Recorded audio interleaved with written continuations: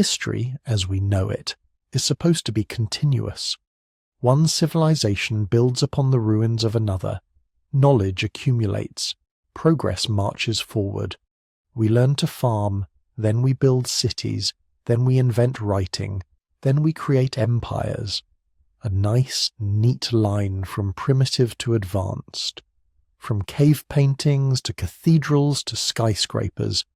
Except that's not what actually happened. If you look closely at the historical record, really examine the evidence we have, you'll find something unsettling. There are gaps. Enormous, unexplained gaps. Centuries where thriving civilizations simply vanish from the archaeological record. Periods where human progress doesn't just slow down, it stops completely. Sometimes it even goes backward. Advanced societies collapse overnight, and their descendants spend generations living in the ruins, unable to understand the technology their ancestors used. These aren't just missing pages in a history book. These are entire chapters torn out, whole epochs where we simply don't know what happened to millions of people. Where were they? What were they doing? How did they survive? And most disturbingly, why did so many of them fail to survive at all? The Bronze Age kingdoms of the Mediterranean didn't gradually decline. They disappeared within a single generation. The Western Roman Empire fell, and Europe plunged into centuries where people forgot how to build in stone. Entire cities in the Americas were abandoned, swallowed by jungle, their inhabitants scattering to places unknown. The Indus Valley civilization, one of the largest urban cultures of the ancient world, vanished so completely that we still can't read their writing 4,500 years later. These are the shadows between history, the dark spaces where our timeline breaks down and the story stops making sense. Now, if you're using this video to fall asleep, that's exactly why I make these. So maybe subscribe and tell me where you're watching from and what time it is. I always check the comments, and it's fascinating seeing Berlin at breakfast and Boston at bedtime, all at once, all of us wondering about the same mysteries. Here's what makes these gaps so compelling. We have physical evidence that these civilizations existed. We can see their ruins, their artifacts, sometimes even their mummified remains. But then suddenly, the evidence just stops. It's like finding someone's diary with 50 pages ripped out right in the middle of the most important chapter. Take the archaeological record of the Late Bronze Age. For centuries we see evidence of trade networks spanning thousands of miles, advanced metallurgy, sophisticated writing systems, diplomatic correspondence between kingdoms. Then, around 1200 BCE, almost all of it vanishes. Not just in one place, in dozens of places simultaneously across the Mediterranean and Near East. Cities burned, trade routes abandoned, writing systems forgotten. For the next 400 years, the historical record is almost completely dark. Or consider pre-dynastic Egypt. We know the Great Pyramids were built around 2500 BCE, but the civilization that built them must have spent centuries developing the knowledge, the mathematics, the organizational skills required for such monuments. Yet when we look for evidence of that development period, we find almost nothing. It's as if the Egyptians went from small farming villages to perfectly engineered megastructures with barely any transition. These gaps aren't just puzzling, they're haunting, because they remind us how fragile our own civilization might be, how quickly knowledge can be lost, how easily complexity can collapse into chaos, how close we always are to forgetting everything we think we know. Tonight, we're going to explore these shadows, the centuries that swallowed civilizations whole. We'll travel from the Eastern Mediterranean during its mysterious collapse to the European Dark Ages, where literacy itself nearly died out. We'll venture into the pre-Columbian Americas where entire cultures rose and fell without leaving written records. We'll examine the Indus Valley, where a civilization of millions left behind cities but no explanations. We'll trace the lost history of sub-Saharan Africa, deliberately erased by those who came later. We'll follow the Pacific navigators who colonized thousands of islands, then vanished into oral tradition. We'll peer into the murky centuries before ancient Egypt became Egypt, and we'll end at the Younger Dryas, 12,000 years ago, when global catastrophe may have erased civilizations we'll never know existed. There's something deeply calming about these mysteries. Unlike the chaos of current events, these puzzles have been waiting for thousands of years. They'll still be waiting tomorrow. There's no urgency, no deadline, just the quiet comfort of knowing that history is far stranger and more incomplete than we usually admit. So get comfortable, let the questions wash over you, and let's step together into the shadows between history, where entire civilizations wait in the darkness, hoping someone will remember they were here. Picture the Eastern Mediterranean in 1225 BCE.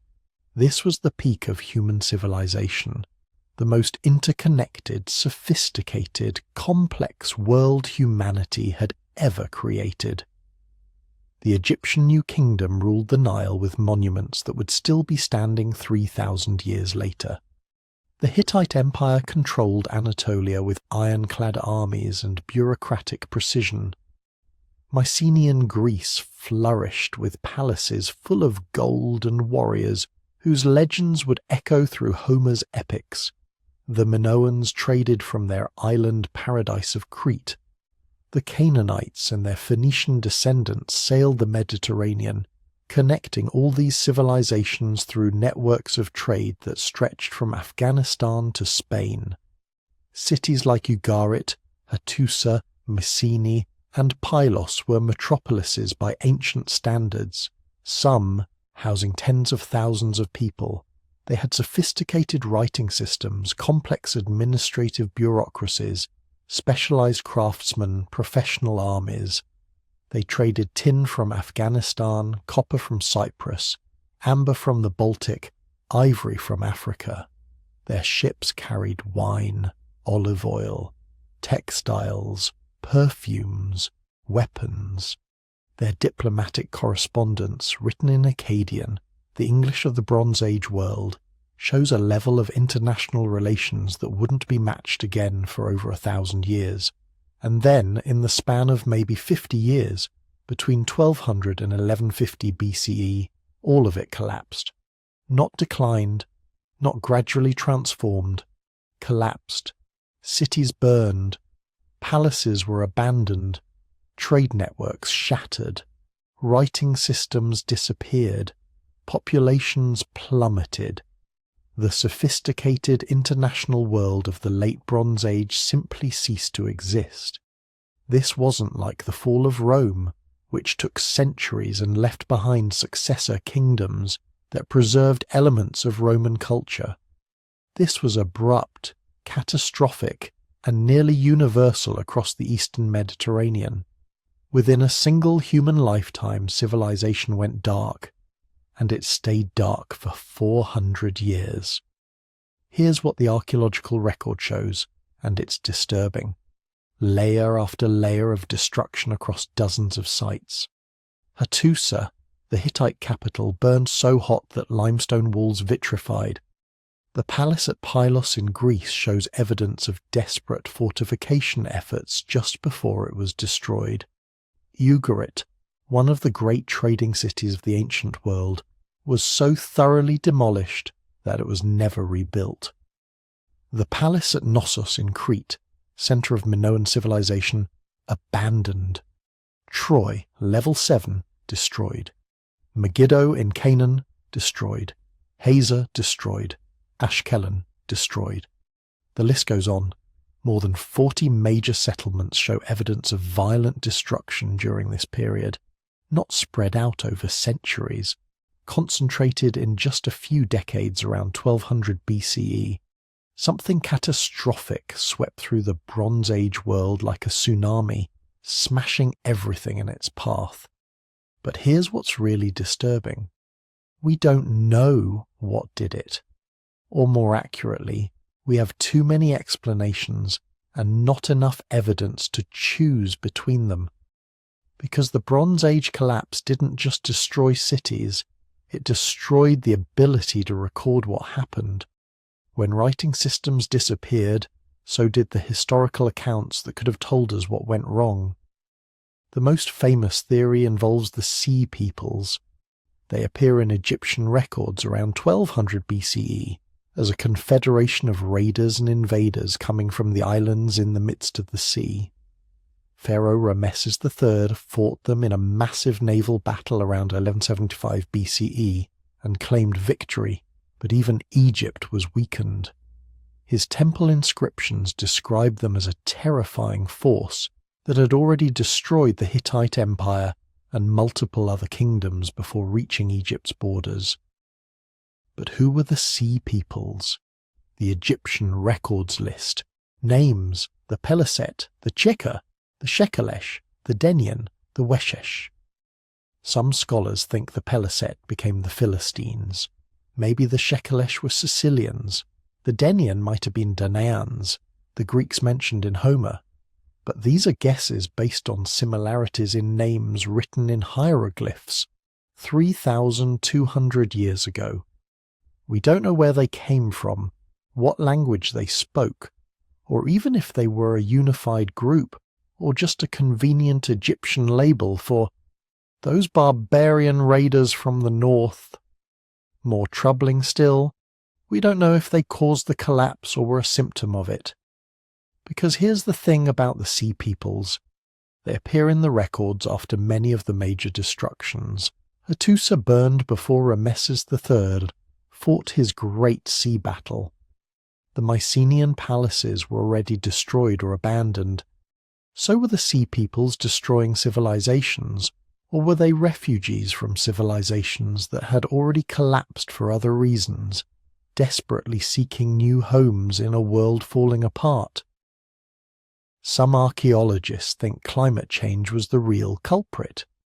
Paleoclimate data show significant drought across the eastern Mediterranean around 1200 BCE. Tree ring studies from ancient timber show reduced growth. Pollen records indicate decreased rainfall. Lake levels dropped across the region. For Bronze Age civilizations that depended on agriculture to feed dense urban populations, sustained drought could have been catastrophic. Crop failures would have led to famine. Famine would have caused social unrest. Desperate populations might have become raiders. Trade networks that depended on surplus production would have broken down. This makes sense, until you realize that Bronze Age civilizations had dealt with droughts before. Egypt in particular had sophisticated systems for managing Nile floods and dealing with lean years. The theory of climate change as the sole cause doesn't explain the sheer speed and thoroughness of the collapse. Droughts cause gradual decline, not the sudden destruction layers we see in the archaeological record. Others point to systems collapse. The Bronze Age world was extraordinarily interconnected. Those trade networks that seemed like such strengths were also vulnerabilities. When you need tin from Afghanistan and copper from Cyprus to make bronze weapons and tools, you're dependent on stable trade routes across thousands of miles. When you've specialized your economy to produce wine and olive oil for export, you need to import grain. When your palace bureaucracy has grown so complex that it takes dozens of scribes just to track inventory, you're vulnerable to disruption. Think of it like a house of cards. Each civilization was supporting the others through trade, diplomatic marriages, military alliances. The whole structure was stable as long as every piece stayed in place. But if something knocked out one major player, the cascading effects could be devastating. If the Hittites fell, their trading partners lost access to critical resources. If trade routes became unsafe due to raiders, specialized economies collapsed. If one civilization's collapse sent refugees flooding into neighboring regions, it could destabilize them too. The complexity that had made Bronze Age civilization so impressive also made it incredibly fragile. The evidence for systems collapse is compelling. We can see it in the administrative records, the Linear B tablets from Mycenaean Greece, baked in the fires that destroyed the palaces, show bureaucracies frantically trying to manage resources in what appear to be crisis conditions. Allocations of bronze are measured to the gram. Conscriptions of rowers for ships suggest military emergencies. The last tablets from Pylos mention coastal watchers as if they were expecting an attack from the sea, but then the tablets stop. Linear B, the writing system of Mycenaean Greece, disappeared completely. It wouldn't be redeciphered until 1952. For 400 years, Greece had no writing system at all. The sophistication of palace administration, the careful record-keeping, the complex logistics that supported Mycenaean civilization, all gone. And not just gone temporarily. Gone so thoroughly that later Greeks had no memory that writing had even existed. When the Greeks adopted the Phoenician alphabet centuries later, they had to start from scratch.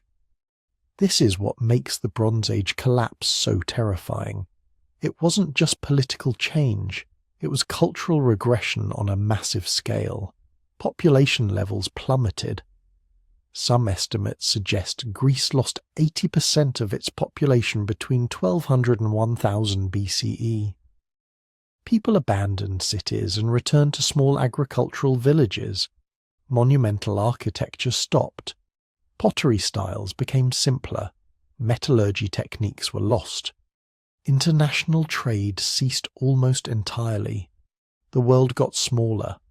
The cosmopolitan Bronze Age civilization that had connected 3 continents was replaced by isolated villages that barely knew what existed beyond the next valley.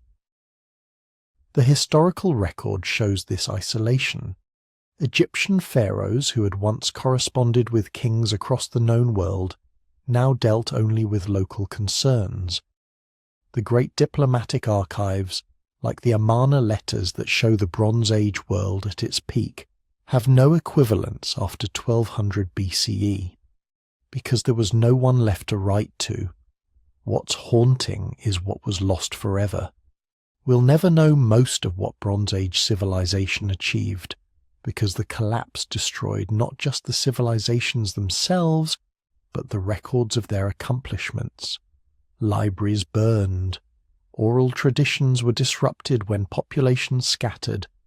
Technologies were forgotten when the specialists who knew them died without passing on their knowledge. Consider writing. The Linear A script of the Minoans still undeciphered. The Luwian hieroglyphs of Anatolia barely understood.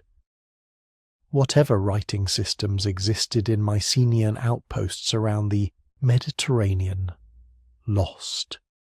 Even in places where writing survived, like Egypt, the collapse created gaps. Egyptian chronology becomes fuzzy. The historical records are incomplete. We're missing pieces of the story that would help us understand what happened. And the collapse wasn't uniform. Some regions suffered more than others. Cyprus was devastated but recovered relatively quickly. The Phoenician cities of the Levantine coast survived and even prospered, eventually expanding their trade networks westward to found Carthage. Egypt survived, though weakened. But the Hittite Empire disappeared entirely. Mycenaean civilization ended. The great cities of the Syrian coast were destroyed. For these regions, the Bronze Age didn't just end. It was erased so thoroughly that its very existence became legendary. The recovery, when it finally came, took centuries. Greece remained in its dark age until around 800 BCE, when writing was reintroduced and population began to grow again.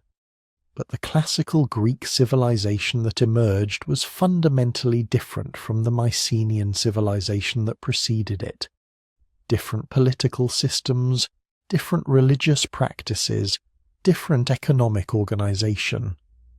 The Bronze Age palace economies, with their centralized control and bureaucratic complexity, were replaced by smaller city-states.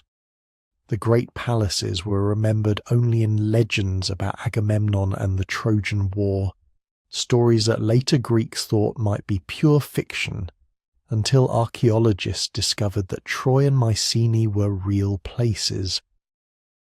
What makes the Bronze Age collapse so relevant today is how modern our Bronze Age predecessors were in some ways. They lived in an interconnected global economy. They dealt with international diplomacy and trade disputes. They managed complex supply chains. They built civilizations that seemed permanent, that had lasted for centuries. And then it all fell apart so quickly that the survivors couldn't fully explain what had happened. Because here's the uncomfortable truth. We still don't know the primary cause. Was it the sea peoples, climate change, systems collapse, earthquake storms, new weapons technology that made the old military systems obsolete? A combination of all these factors? The academic debates continue because the evidence is ambiguous. Different regions show different patterns of destruction and abandonment. Some sites show evidence of earthquake damage. Others were clearly burned in military attacks. Still others seem to have been abandoned without violence, as if the population simply left. What we do know is that when multiple stresses hit simultaneously, even sophisticated civilizations can fail catastrophically. The Bronze Age world might have survived drought, or raiders, or political instability. But all of them together, cascading through interconnected systems, were too much. The house of cards collapsed, and when it did, humanity lost 400 years. 4 centuries during which populations declined, technologies were forgotten, writing disappeared, trade networks shattered. 4 centuries of regression during which the descendants of Bronze Age civilization struggled to survive in a darker, smaller, more dangerous world. 4 centuries of history that left almost no written record, just destruction layers in the archaeological evidence and legends passed down through oral tradition. The Bronze Age collapse is a reminder that civilization is more fragile than we think, that complexity creates vulnerability as well as strength, that the sophisticated systems we build to connect us can also cascade our failures, and that sometimes, despite our best efforts to record and preserve, whole eras of human achievement can simply vanish, leaving only ruins and mysteries for future generations to puzzle over. When the lights came back on, when Greece emerged from its dark age and writing returned and civilization rebuilt itself, the world was fundamentally changed. The Bronze Age was gone, and with it went knowledge, technologies, and historical records that will never recover. Somewhere in those lost centuries lie answers to questions we can't even formulate anymore, stories that will never be told, achievements that will never be celebrated, all gone dark in the span of a single human lifetime, lost in the shadows between history. Picture this: Rome, 476 CE, the greatest empire the Western world had ever seen, simply stops. Not with a bang, not with some apocalyptic battle, but with a whimper.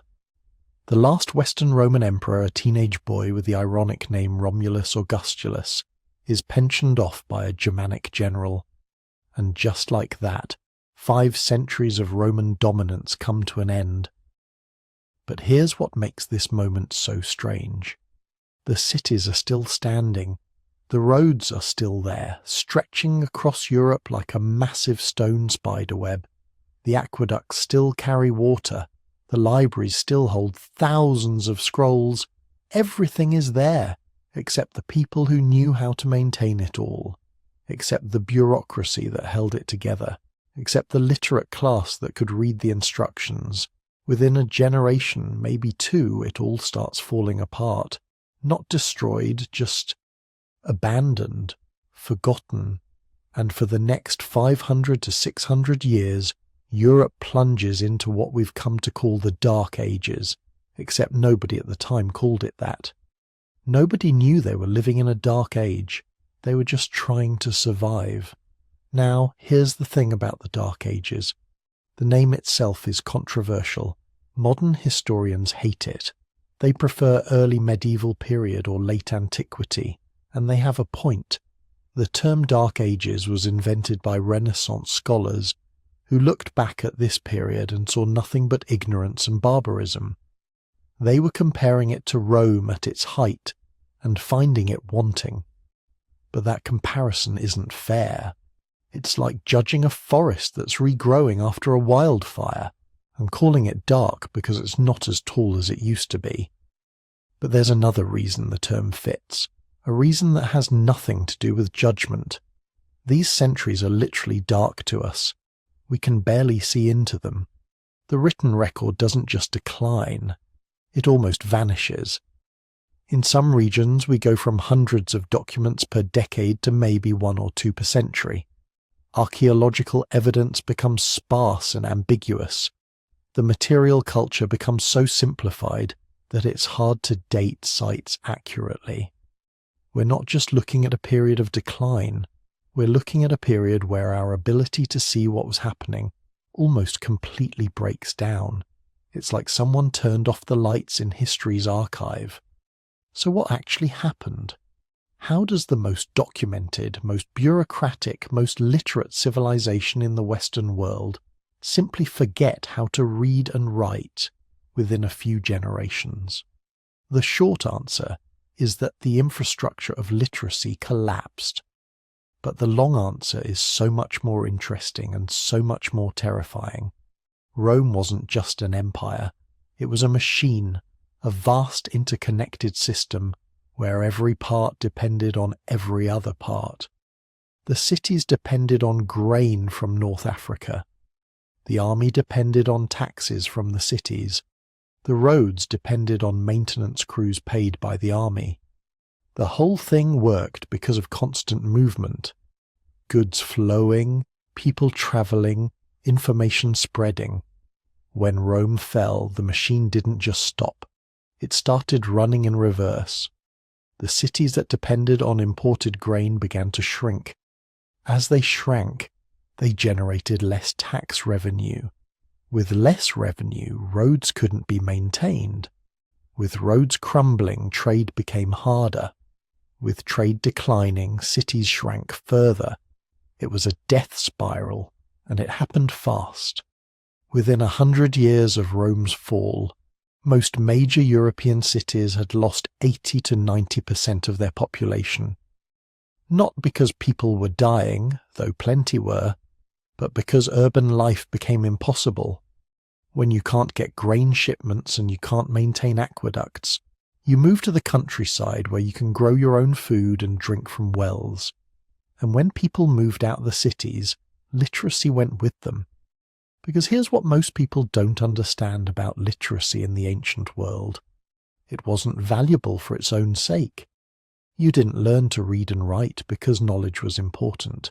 You learned because you needed those skills for specific jobs. Government administration, tax collection, trade negotiations, legal contracts, all urban professions, all dependent on a functioning economy. In the countryside, literacy was useless. Worse than useless, it was a waste of time. Why spend years learning to read Latin when you could be learning to farm, to smith, to build? The practical skills that kept you alive didn't require reading, so people stopped teaching it. Within 2 generations, the children of illiterate Romans became illiterate farmers, and their children had no memory that literacy had ever been important. But it wasn't just literacy that vanished. It was technical knowledge of all kinds: how to build stone bridges, how to make concrete, how to survey land accurately, how to construct multi-story buildings. All of this knowledge was written down, carefully documented in Roman technical manuals. But if you can't read the manuals, the knowledge might as well not exist. Archaeological evidence from this period is absolutely haunting. We find Roman buildings being abandoned, then slowly dismantled for building materials. We find villa sites that just stop showing any signs of occupation around 450 or 500 CE.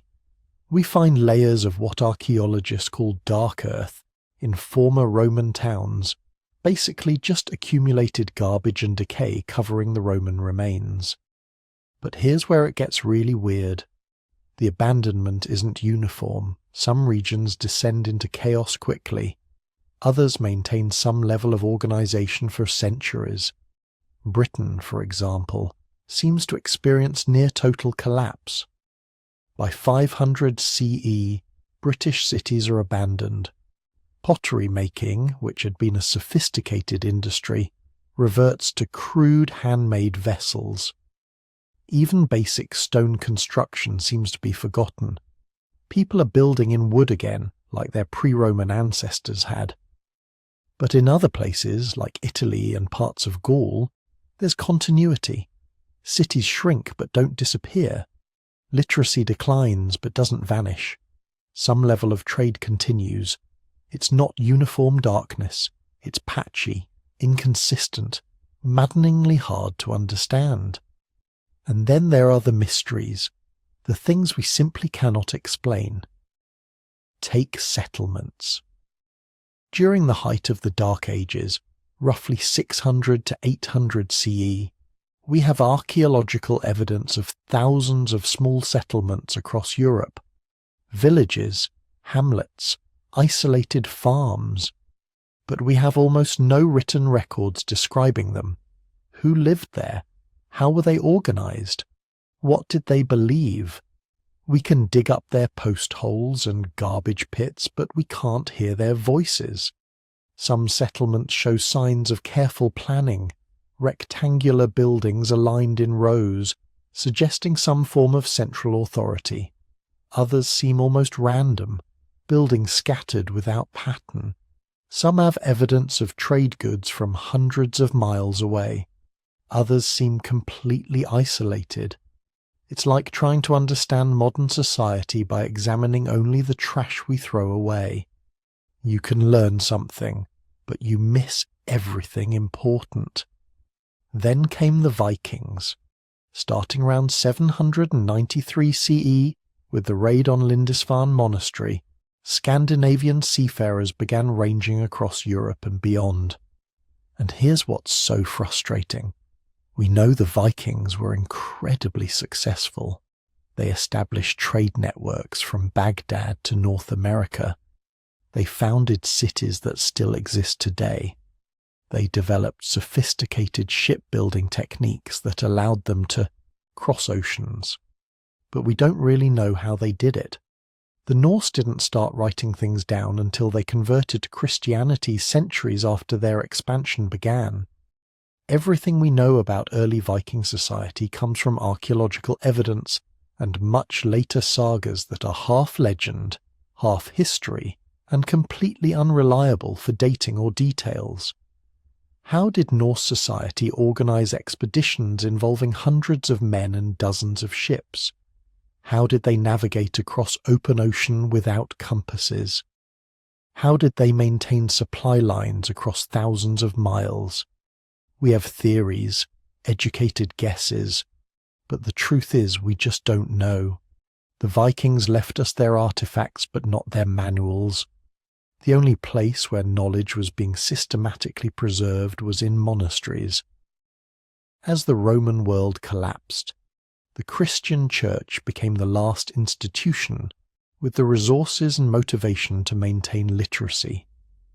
Monks copied manuscripts, laboriously reproducing ancient texts by hand. Everything we know about classical literature we know because some medieval monk thought it was worth copying. But here's the tragedy. The monks were selective.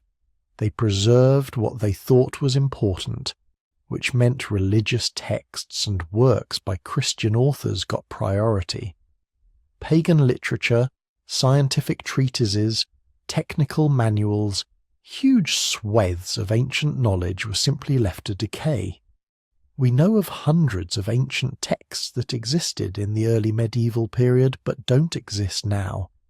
We have references to them in surviving documents, but the works themselves are gone, and sometimes the preservation itself was destructive.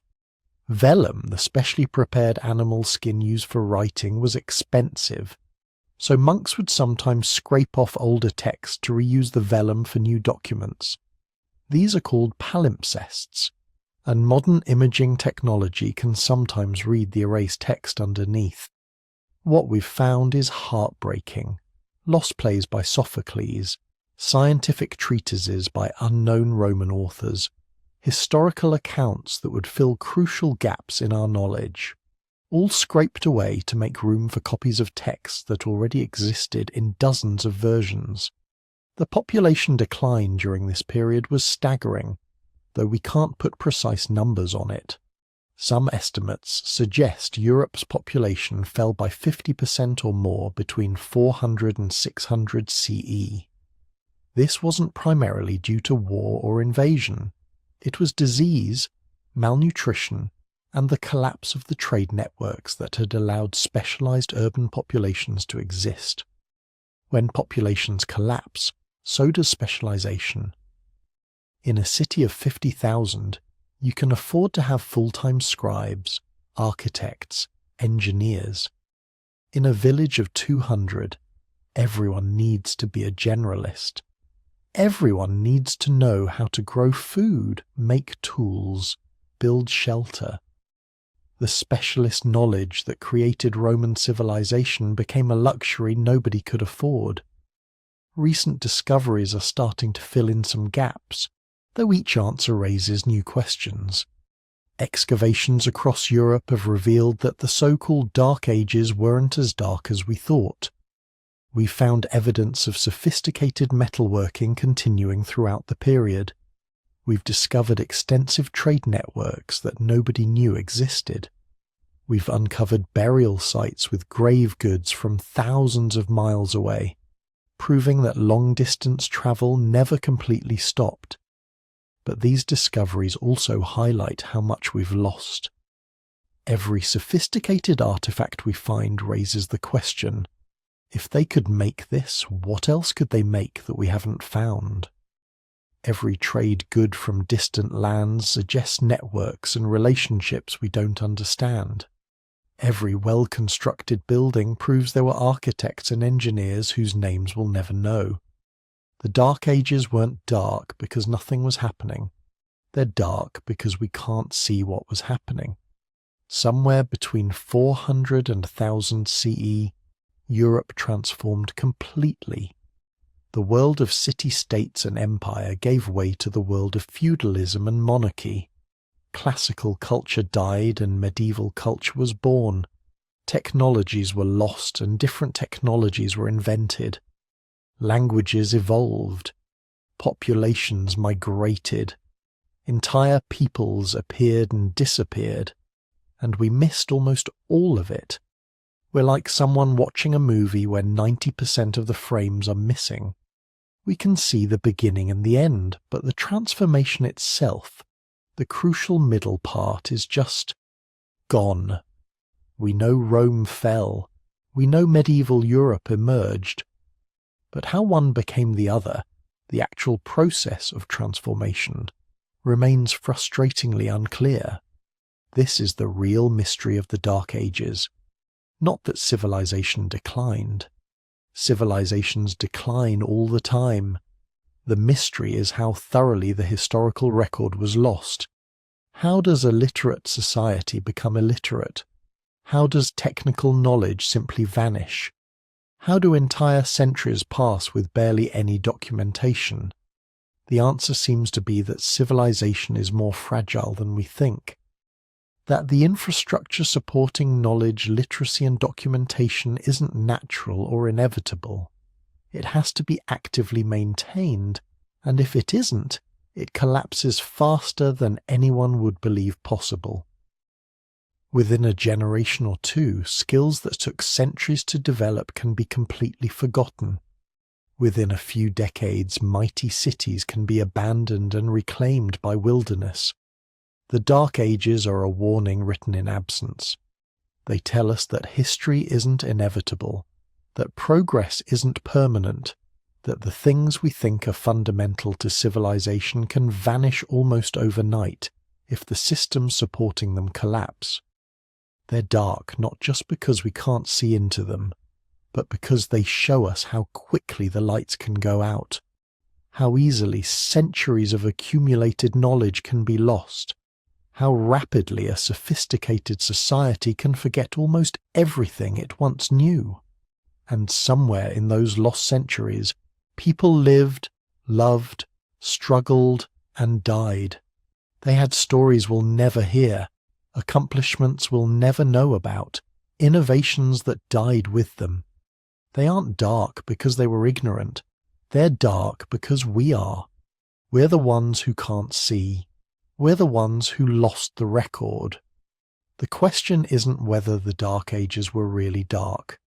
The question is, what else have we lost without even knowing it was there?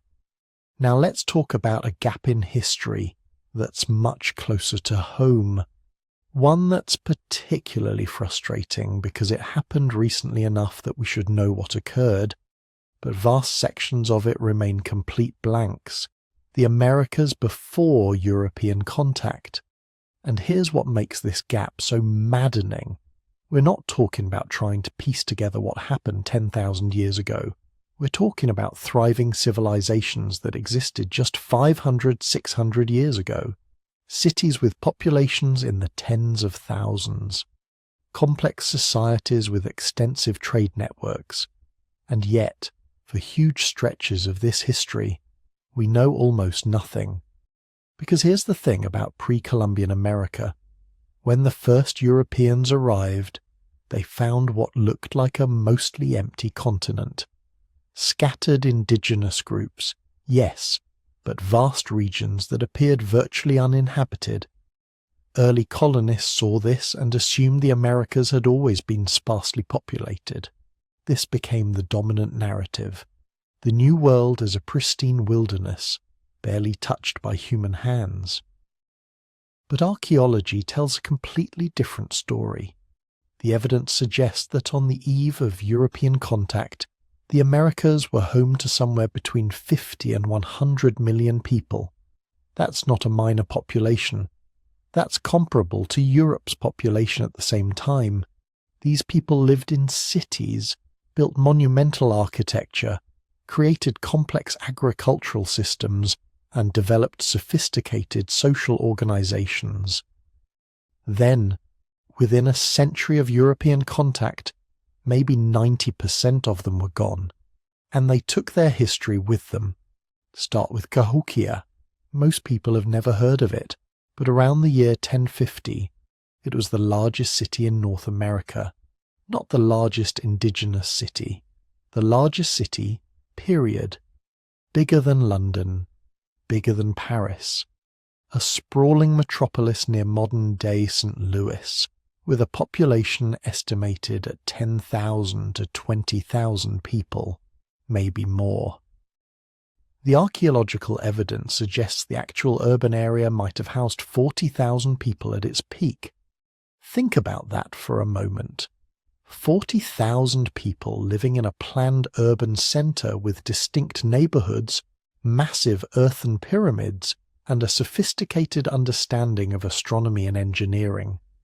The largest mound at Cahokia, Monk's Mound, covers 14 acres at its base and rises 100 feet high.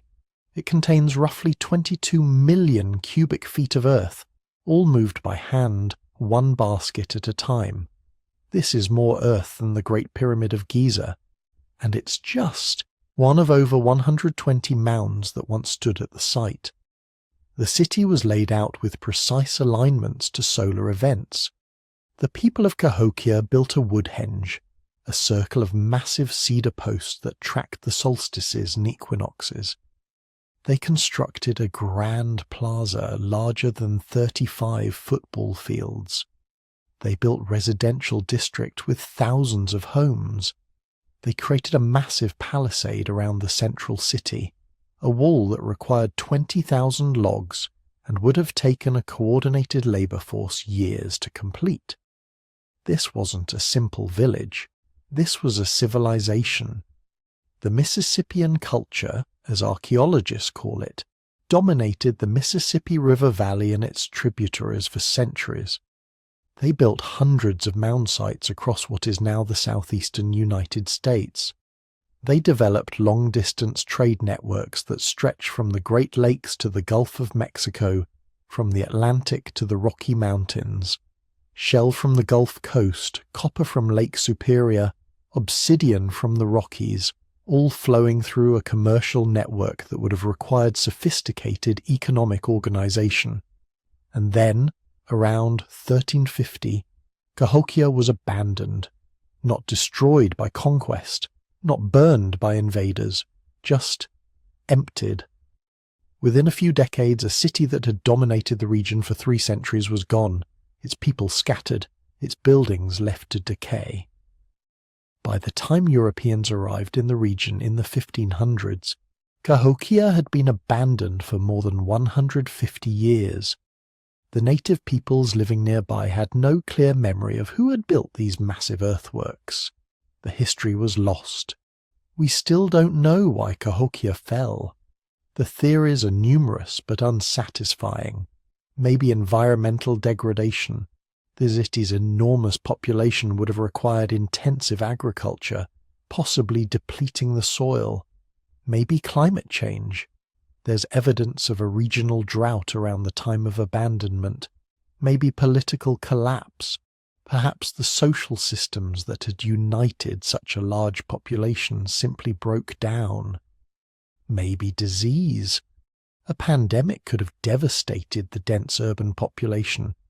But we don't know. The people who could have told us were gone before anyone thought to write it down. And Cahokia wasn't unique. The Mississippian culture built similar cities throughout the eastern half of North America, Etowah in Georgia, Moundville in Alabama, Spiro in Oklahoma, each with thousands of inhabitants, monumental architecture, and complex social organization. Most were abandoned before European contact. The few that were still occupied when Europeans arrived were quickly destroyed by disease, warfare, and forced displacement. Their histories died with them. Move west and you find the same pattern. The ancestral Puebloans, often called the Anasazi, built some of the most spectacular architecture in North America. Cities carved into cliff faces, Mesa Verde, Chaco Canyon. These weren't simple dwellings. Pueblo Bonito at Chaco Canyon had over 600 rooms and rose 4 stories high. It was the largest building in North America until the 1880s, when it was finally surpassed by an apartment building in New York. Chaco was the center of a civilization that dominated the Four Corners region for centuries. The Chacoans built hundreds of miles of perfectly straight roads, connecting outlying settlements to the central canyon. Not trails, roads, up to 30 feet wide, engineered with deliberate construction techniques. They aligned buildings to solar and lunar cycles with precision that required sophisticated astronomical knowledge. They managed water in a desert environment through an elaborate system of dams, reservoirs, and irrigation channels. And then, around 1150, they left. The great houses at Chaco Canyon were abandoned. The road system fell into disuse. A civilization that had thrived for 300 years simply walked away. We find hints of where they went. Modern Pueblo peoples are clearly their descendants, carrying forward aspects of their culture, language, and traditions. But the specific history of what happened, why they left, where exactly they went, most of it is gone. Another gap in the historical record. The archaeological evidence from across the Americas tells the same story again and again. Evidence of large populations, sophisticated societies, complex cultural achievements, followed by sudden abandonment, disappearance, or collapse, often shortly before or shortly after European contact. And here's what makes this particularly tragic: the timing. Because European contact didn't just bring colonization and conquest, it brought disease. Smallpox, measles, typhus, influenza, diseases to which Native Americans had no immunity. The epidemics moved faster than the Europeans themselves. Ships arriving on the coast would introduce diseases that would spread inland through trade networks, devastating populations hundreds of miles away from any European settlement.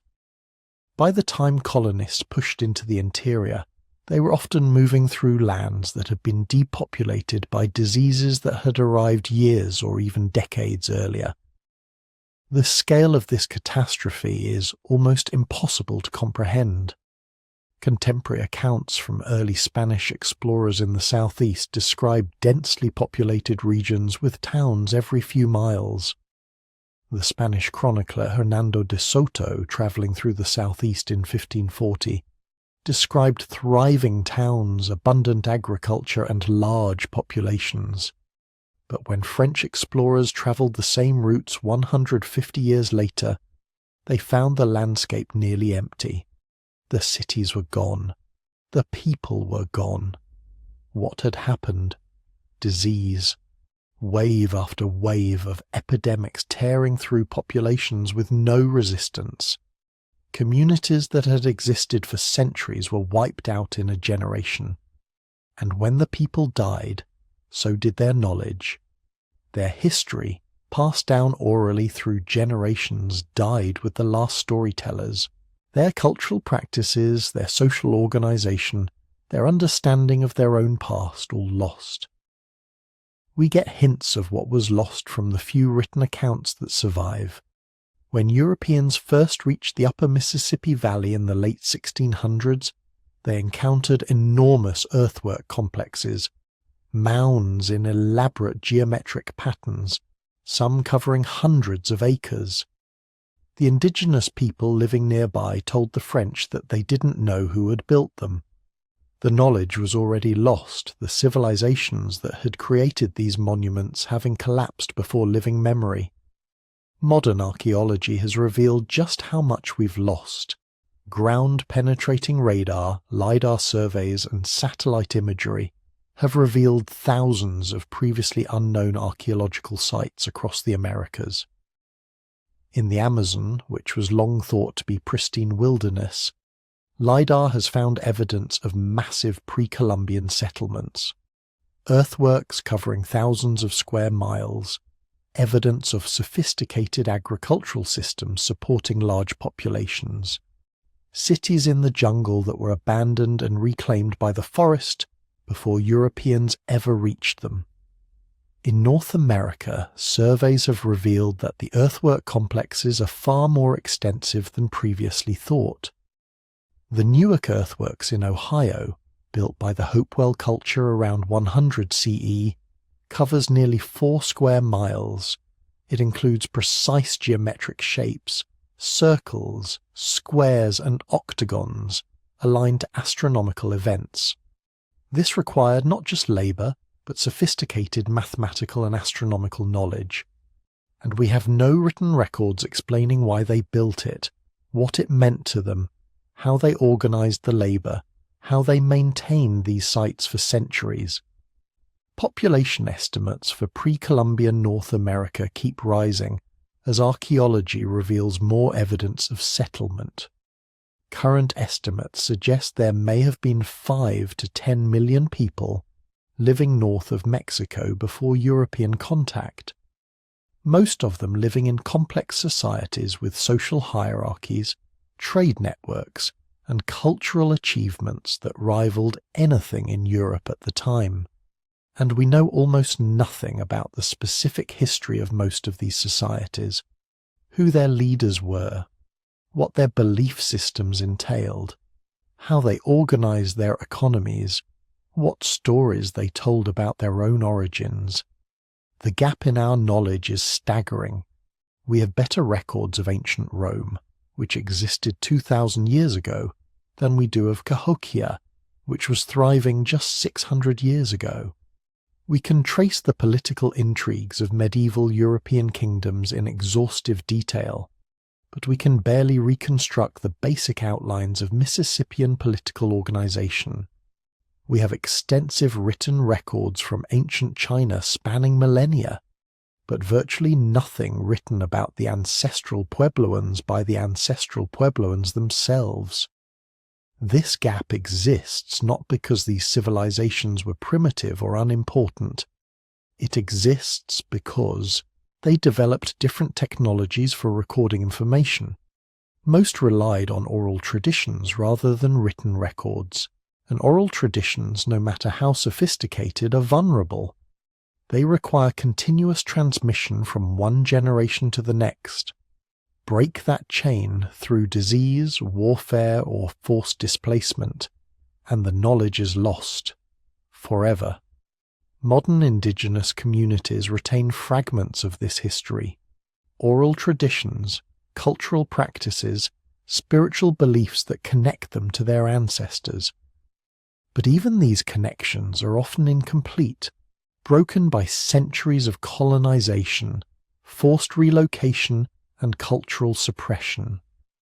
The descendants of these great civilizations often know their ancestors built the mounds, carved the cliffs, created the earthworks, but the specific details, the why and the how, much of it has been lost, so we're left with monuments without context, earthworks covering thousands of acres that we can map but not understand, sophisticated astronomical alignments whose purpose we can only guess at, trade networks spanning a continent whose economic organization remains mysterious, cities that house tens of thousands whose social structures are barely known, and a demographic catastrophe so complete that it erased the cultural memory of entire civilizations before that memory could be recorded in a form that would survive. The Americas before Columbus weren't empty wilderness waiting to be discovered. They were home to millions of people living in complex societies with their own histories, achievements, and stories. And most of those stories are gone, lost in the gap between the collapse of pre-Columbian civilizations and the arrival of written records. Another hole in human history. Another reminder that absence of evidence isn't evidence of absence. It's often just evidence of tragedy. Here's something that should bother you more than it probably does.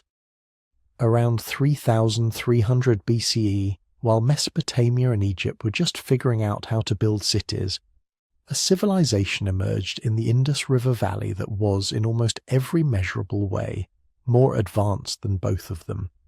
Better urban planning, more sophisticated sanitation systems, standardized weights and measures, evidence of long-distance trade networks stretching from Mesopotamia to Central Asia.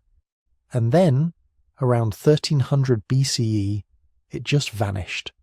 Not slowly, not with dramatic collapse, just faded away into historical silence. And here's the really disturbing part.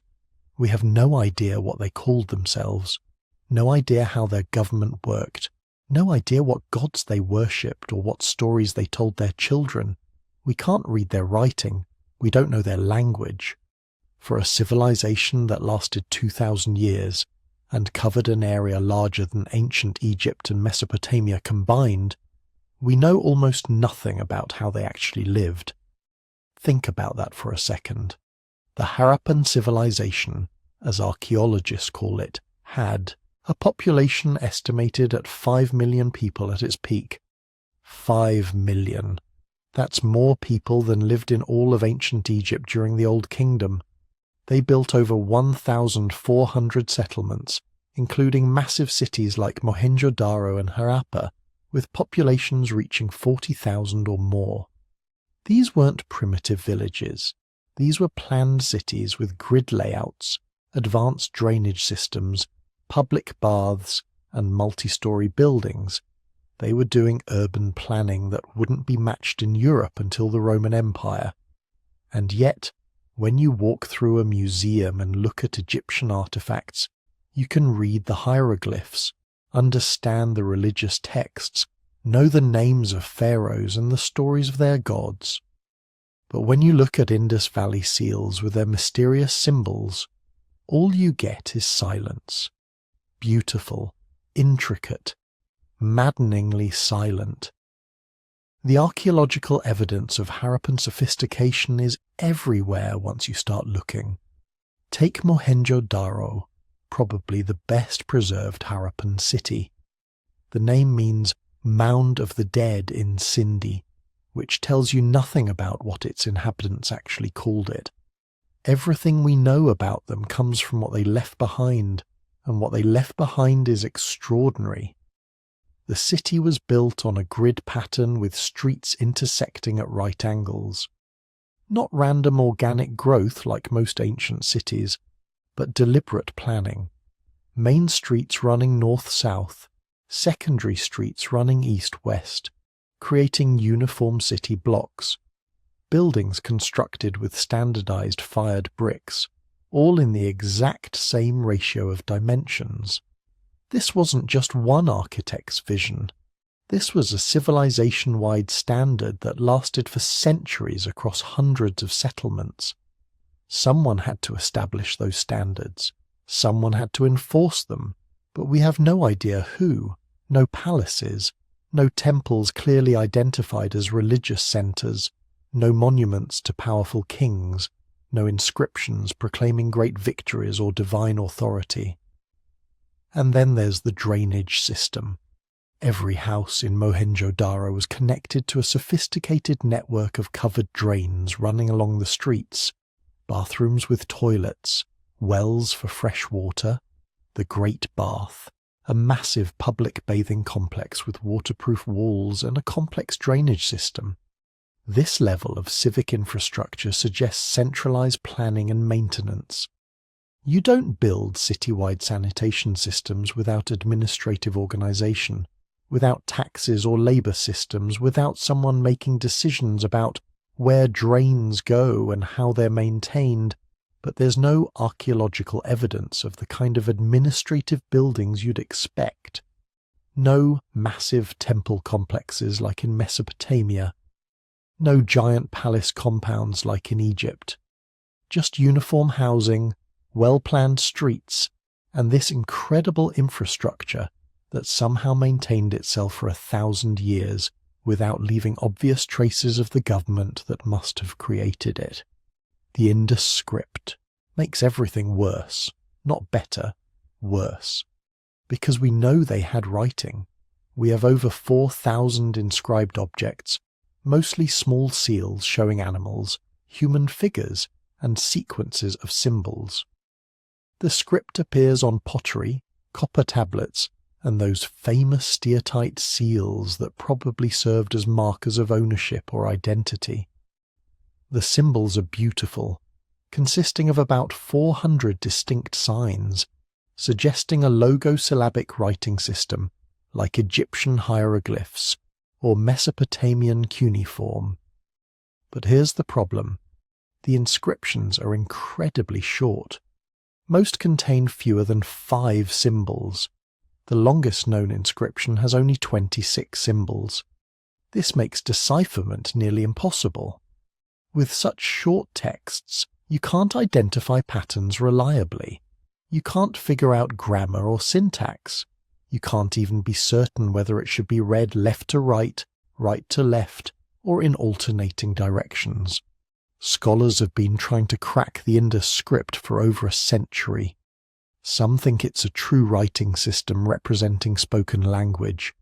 Others argue it's just a collection of symbolic markers, like modern corporate logos, conveying information but not representing speech. There's no Rosetta Stone, no bilingual text that could provide a key to understanding. The civilization existed alongside Mesopotamia, and there's evidence of trade between them, but no Indus Valley text has been found written in cuneiform, and no cuneiform text clearly describes the Harappan people in enough detail to help us understand their language. It's like finding a library where every book has only the title remaining, and the title is in a language no living person speaks. You know there was knowledge there. You know they had things to say. But the actual content is locked away forever, unless we can somehow crack the code. Recent technological advances have brought new hope, but also new controversies. Computer scientists have analyzed the Indus script using statistical methods, comparing it to known languages and random symbolic sequences. Some studies suggest the pattern of symbol combinations is consistent with linguistic structure, implying it really is writing. Other researchers remain skeptical, pointing out that short text can produce misleading statistical patterns. Machine learning algorithms have been trained on the available inscriptions, trying to identify grammatical rules or predict missing symbols in damaged texts. These approaches have produced interesting hypotheses, but nothing definitive. The fundamental problem remains: without longer texts or a bilingual inscription, we're essentially trying to learn an entire language from nothing but business cards and shipping labels. And this gap in understanding extends to everything about Harappan society. We find standardized weights and measures, suggesting regulated trade and commerce, but no clear evidence of markets or merchant quarters. We see elaborate jewelry and art objects, indicating specialized craftspeople and social differentiation, but no obvious palaces or elite residences that would show clear hierarchies. The uniformity of housing is actually striking. Unlike in Mesopotamian cities where elite homes cluster near temples, or Egyptian settlements with obvious distinctions between administrator housing and worker quarters, Harappan cities show remarkably similar structures across most of the site. Sure, some houses are bigger than others, but there's nothing like the massive palatial compounds you'd expect in a civilization this large and sophisticated. This has led to wild speculation about Harappan governance. Some scholars have proposed they had a more egalitarian social structure, perhaps ruled by merchant councils rather than kings. Others suggest they were controlled by a priest class whose power was spiritual rather than military, which would explain the lack of obvious palaces but presence of structures like the Great Bath that might have had ritual significance. A few have even proposed they had no centralized government at all, that somehow they maintained their standardization and infrastructure through cultural consensus and tradition rather than top-down authority. But these are all guesses, educated guesses based on archaeological evidence, but still guesses filling the void left by our inability to read their own words about themselves. The religious practices are equally mysterious. We find figurines that might be goddesses or might be toys, seals showing figures in yoga-like poses that might be gods or might be humans, animals that appear repeatedly, like bulls and elephants and tigers, that might have religious significance or might just be common subjects for art. There's a famous seal showing a seated figure surrounded by animals that some scholars identify as a proto-Shiva, suggesting continuity between Harappan religion and later Hinduism. Others argue this is projecting later religious concepts backward onto evidence that doesn't really support it. Without text explaining religious beliefs, without clear temples or obvious religious iconography, we're left inferring spiritual life from ambiguous artifacts. And then there's the disappearance. Around 1900 BCE, the great cities began to decline, not suddenly, but gradually over centuries. Building quality decreased. The careful urban planning became less strict. Some settlements were abandoned. By 1300 BCE, the major cities were largely deserted, and the civilization as a distinct cultural entity had essentially vanished. But there's no evidence of conquest, no burned layers suggesting invasion, no mass graves indicating plague. The climate did change, with the monsoon pattern shifting and some rivers changing course, which would have affected agriculture and trade. But civilizations don't usually just fade away peacefully because of gradual climate change. They transform, they migrate, they adapt. The Harappans seem to have done all of these things, dispersing into smaller settlements, possibly moving east toward the Ganges Valley, but in the process they lost whatever centralized culture had maintained their distinctive civilization. Then comes the gap. The period between the decline of the Harappan civilization and the emergence of Vedic culture around 1500 BCE is murky and contested. The Vedic peoples spoke an Indo-European language, Sanskrit, completely unrelated to whatever language the Harappans spoke. The Vedic texts, composed over centuries and eventually written down, contain no clear memories of the great cities of the Indus Valley, no stories about abandoned urban centres, no legends explaining the mysterious ruins. It's as if the Harappan civilization had been completely forgotten within a few centuries of its decline. Some scholars suggest there was cultural continuity, that elements of Harappan religion and culture were absorbed into Vedic tradition. Others see a complete break, a replacement of one culture by another. But without texts from the Harappans themselves, without clear archaeological evidence of the transition, we're left with competing theories and insufficient data. Why do we know so little despite extensive remains? Part of the problem is preservation. The Indus Valley has been continuously inhabited for 5,000 years. Modern cities sit on top of ancient ones. Agriculture has disturbed countless sites.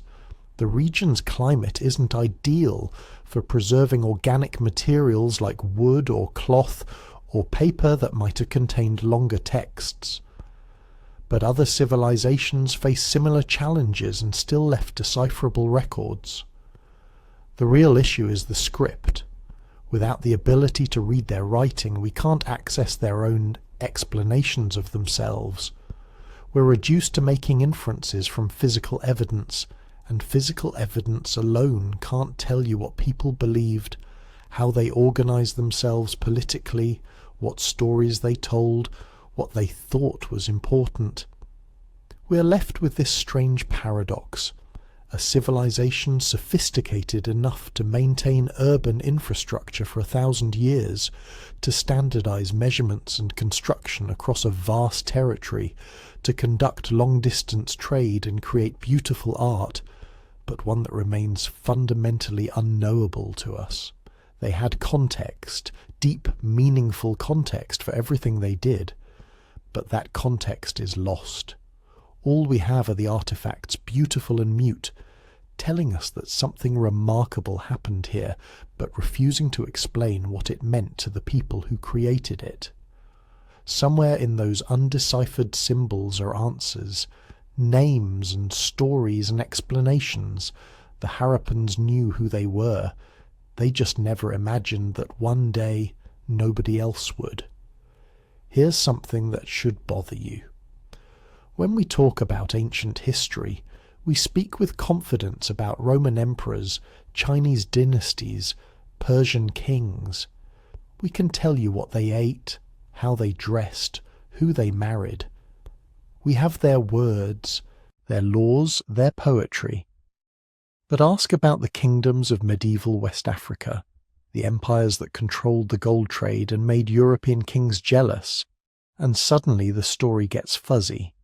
Ask about the people who built Great Zimbabwe, one of the most impressive stone structures in the ancient world, and we shrug. Ask about the Nok culture, who were smelting iron in West Africa while Europe was still figuring out bronze working, and we admit we barely know their names. This isn't because Africa lacked sophisticated civilizations, it's because we lost their stories, or more accurately, we discarded them, dismissed them, allowed them to slip through the cracks of historical preservation until vast stretches of African history became gaps, mysteries, lost centuries waiting to be rediscovered. The problem starts with how history gets preserved. In Europe and Asia, written records stretch back thousands of years. Mesopotamian clay tablets documenting grain sales from 3000 BCE. Egyptian hieroglyphs detailing the reigns of pharaohs, Chinese chronicles recording everything from astronomical events to court gossip. These civilizations developed writing systems early and used them obsessively, creating redundant copies of important documents, carving records into stone that would last millennia. But many African civilizations took a different approach. They preserved their histories through oral tradition, elaborate systems of storytelling, poetry, and song passed down through specialized groups of historians called griots. These weren't casual campfire tales. They were precisely memorized accounts, sometimes hours long, recounting genealogies, major events, cultural practices. In societies with strong oral traditions, griots could recite the names and deeds of rulers going back dozens of generations without missing a detail. The problem is that oral traditions don't survive societal collapse the way stone inscriptions do. When a civilization falls to war, disease, or environmental catastrophe, its libraries might burn, but archaeologists can still excavate the ruins, find the tablets, reconstruct the written records. But if the griots die without passing on their knowledge, if the cultural continuity gets broken, the history simply vanishes. No ruins to excavate, no artifacts to translate, just silence where there should be stories. This is exactly what happened across much of sub-Saharan Africa, not because these civilizations were less sophisticated, but because the catastrophes they faced were so complete that the chains of oral transmission got severed, and when European colonizers arrived, they weren't interested in preserving what remained. They were interested in claiming the continent had no history worth preserving at all. Take Great Zimbabwe. In the hills of southeastern Africa stands one of the most remarkable architectural achievements of the medieval world. Massive stone walls, some 36 feet high, built without mortar, from perfectly fitted granite blocks. A complex of enclosures covering nearly 1,800 acres, featuring a conical tower, intricate passageways, and sophisticated drainage systems. At its peak around 1300 CE, this was the capital of a kingdom that controlled the gold trade between the African interior and coastal Swahili merchants, home to perhaps 18,000 people, making it one of the largest cities in medieval Africa. When European colonizers first encountered these ruins in the late 19th century, they couldn't believe Africans had built them. There had to be another explanation. They claimed the structures were Phoenician, built by King Solomon's miners, constructed by lost Arab traders, anything except the obvious truth that indigenous African peoples had created a sophisticated stone-building civilization. This wasn't just racist dismissal, though it was certainly that. It was erasure. By denying that local peoples could have built Great Zimbabwe, colonizers justified erasing the oral histories that still existed, the traditions that could have told us who these builders were, how their society functioned, why they eventually abandoned this magnificent city. Instead of preserving and recording these accounts, colonial authorities actively suppressed them. The result is that even now, more than a century after archaeologists definitively proved Great Zimbabwe was built by indigenous Africans, we still don't know crucial details about the civilization that created it. We don't know the builder's name for their city. We don't know the titles of their rulers or the organization of their government. We have only fragments of their trading networks, hints of their religious practices, questions without answers about why such a powerful kingdom left no written records and eventually faded from prominence. The kingdom of Kush tells a similar story, but with an added layer of tragic irony.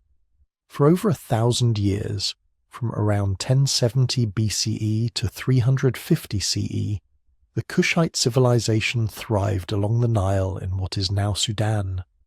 At various times they conquered and ruled Egypt itself.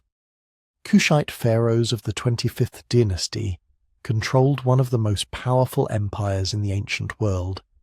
They built pyramids, not copies of Egyptian designs, but their own distinctive style, steeper and more numerous. They developed their own writing system, Meroitic script, which we've found on temples, tombs, and everyday objects. Here's the tragedy. We can't read it. Despite decades of effort by linguists and archaeologists, Meroitic script remains largely undeciphered. We know it's not related to Egyptian hieroglyphs, though it borrowed some symbols. We can identify names and a few words, but full texts remain opaque, locked away by the simple fact that when the Kushite kingdom fell, apparently nobody survived who could teach the script's meanings to later generations. Think about what we've lost. Imagine if we couldn't read ancient, Greek or Latin. Imagine if all of Roman history was a mystery, all of Greek philosophy lost because nobody remembered how to decode the letters. That's the situation with Kush. We have their monuments, their artifacts, their cities. We know they were sophisticated, powerful, culturally rich, but their own words, their own accounts of their history remain silent, a gap we may never be able to fill. The Nok culture presents an even more perplexing mystery. Starting around 1500 BCE, in the Hos Plateau of what is now Nigeria, somebody began creating distinctive terracotta sculptures, elaborate human figures with stylized features, detailed hairstyles, ornate jewelry. These weren't crude figurines.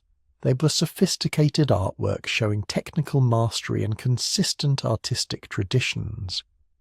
More importantly, the Nok were smelting iron by 1000 BCE, making them among the earliest iron-working cultures in the world. They skipped the Bronze Age entirely, moving directly from stone tools to iron implements. This suggests either independent innovation, which would be remarkable, or contact with iron-working cultures from elsewhere, which would rewrite our understanding of ancient trade networks. But we don't know which. We don't know who the Nok were, what they called themselves, how their society was organized. We don't know if they had writing, though no examples have survived. We don't know their language, their mythology, their political structures. All we have are their remarkable sculptures, scattered across a region that was later disrupted by migrations, state formations, and eventually colonial conquest. Whatever oral traditions might have preserved Nok history were lost in the turbulence of the following millennia. The pattern repeats across the continent. Medieval West African empires like Ghana, Mali, and Songhai controlled trade networks spanning thousands of miles, amassed wealth that made them legendary even in distant Europe. The Mali Empire's ruler, Mansa Musa, famously crashed the gold market in Cairo during his pilgrimage to Mecca in 1324 by spending so lavishly that gold prices didn't recover for years. We know this happened because Arab scholars documented it. We have outside observers' accounts of these kingdoms' wealth and power.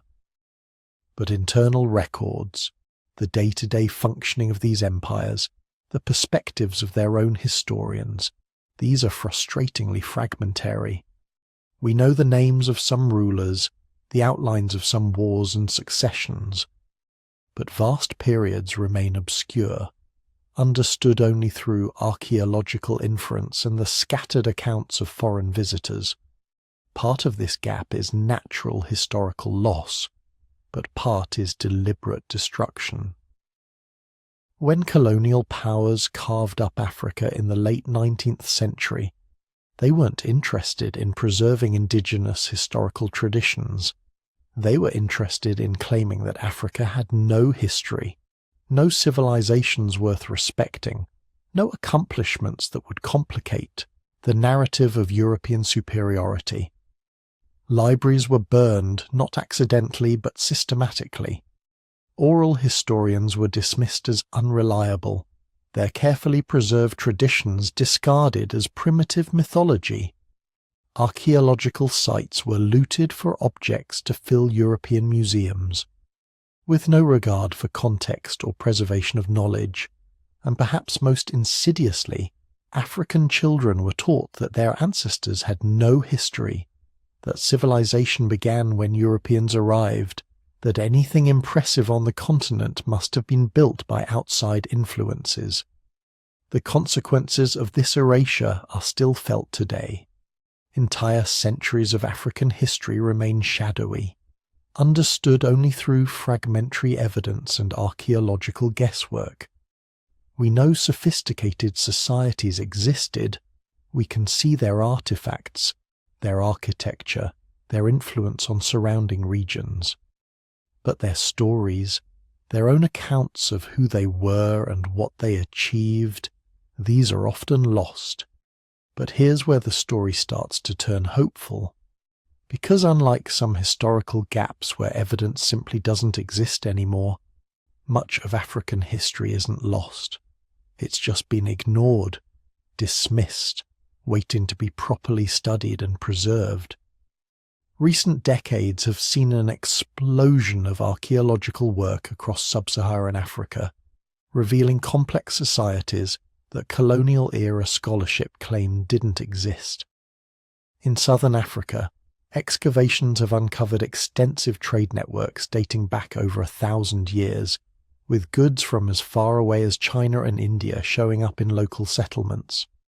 In West Africa, ancient cities like Gene are rewriting our understanding of urban development, showing sophisticated city planning centuries before contact with Islamic or European civilizations. In East Africa, researchers are documenting the Swahili coastal cities that mediated trade between the African interior and the Indian Ocean world, creating a unique fusion culture that was neither purely African nor purely Arab, but something distinctive and sophisticated in its own right. And linguists are working with remaining oral traditions, carefully recording and analysing the historical information they contain, cross-referencing with archaeological evidence to build more complete pictures of the past. Perhaps most importantly, there's growing recognition that the absence of written records doesn't mean the absence of history. Oral traditions, when properly studied and contextualized, can preserve remarkable amounts of accurate information across many generations. Archaeological evidence, from settlement patterns to artifacts to environmental data, can reconstruct societal structures even without written documents. The lost centuries of African history aren't necessarily lost forever. They're just harder to access, requiring more careful work, more respect for different forms of historical preservation, more willingness to challenge old assumptions about what counts as legitimate historical evidence. Every year brings new discoveries, ancient cities emerging from jungle vegetation, genetic studies revealing unexpected migration patterns, linguistic analysis showing cultural connections nobody had suspected. The gaps are slowly being filled, not with speculation but with evidence, careful scholarship, and most importantly, African voices reclaiming their own histories. The story of Africa's lost centuries is ultimately a story about whose histories get preserved and whose get discarded, whose accounts matter and whose don't. For too long, the answer was determined by colonial power and racist assumptions, but that's changing. The silences are being broken, the gaps are being filled, and what's emerging is a picture of human history far richer and more complex than the simple narratives we inherited from an earlier, more prejudiced era. Now let's talk about the largest ocean on Earth and one of the most audacious human achievements in history. An achievement that, for some reason, we barely understand at all. The Pacific Ocean covers nearly 64 million square miles. That's roughly 1/3 of the entire Earth's surface, and scattered across this vast expanse are thousands of islands. Some are large, like New Zealand and Hawaii. Others are tiny specks of coral and volcanic rock, barely visible from more than a few miles away. And here's what's remarkable. By about 1200 CE, nearly every inhabitable island in this enormous ocean had been discovered, settled, and colonized by people traveling in wooden canoes. No compasses, no sextants, no GPS. Just outrigger canoes, knowledge of stars and currents, and an almost incomprehensible amount of courage. This was the Polynesian expansion, one of the greatest feats of exploration and navigation in human history, and we have almost no idea how they actually did it. Think about what we're talking about here. These weren't short coastal hops. Polynesian voyagers travelled thousands of miles across open ocean, locating islands that were sometimes less than 10 miles across, surrounded by hundreds or thousands of miles of empty water in every direction. The distance from Tahiti to Hawaii is about 2,600 miles. The distance from Tahiti to New Zealand is over 2,400 miles. And Easter Island, the most remote inhabited island on Earth, sits 1,200 miles from the nearest landmass. Yet all of these places were found, settled and connected by regular voyaging routes. How did they do it? We know some things.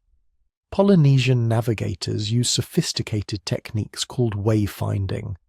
They memorized the positions of hundreds of stars, understanding exactly which stars rose and set at specific points on the horizon depending on latitude. They read wave patterns, recognizing how swells bent and reflected around distant islands that were still below the horizon.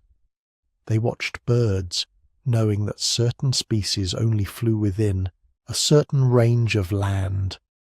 They paid attention to clouds, understanding how weather patterns changed near islands.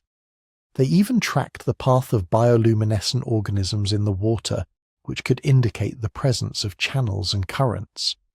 But here's the problem. By the time European explorers arrived in the Pacific in the 1500s and 1600s, most of this knowledge was already being lost. The great age of Polynesian exploration had ended centuries earlier. The voyaging routes that had once connected islands across thousands of miles had been largely abandoned. The last major expansion, the settlement of New Zealand by the Maori around 1300 CE, had happened 200 years before Europeans arrived. And in those intervening centuries, much of the detailed navigational knowledge had faded from living memory. What we know about traditional Polynesian navigation comes mostly from a handful of islands in Micronesia, where the traditions survived into the 20th century. Researchers in the 1960s and 70s worked with master navigators from places like the Caroline Islands, documenting their techniques and attempting to reconstruct the lost art of wayfinding. These efforts led to the construction of modern replicas of traditional voyaging canoes and successful experimental voyages across thousands of miles of ocean. But here's the thing, we still don't know if what survived in Micronesia is the same as what was used during the Great Polynesian expansion 1,000 years earlier.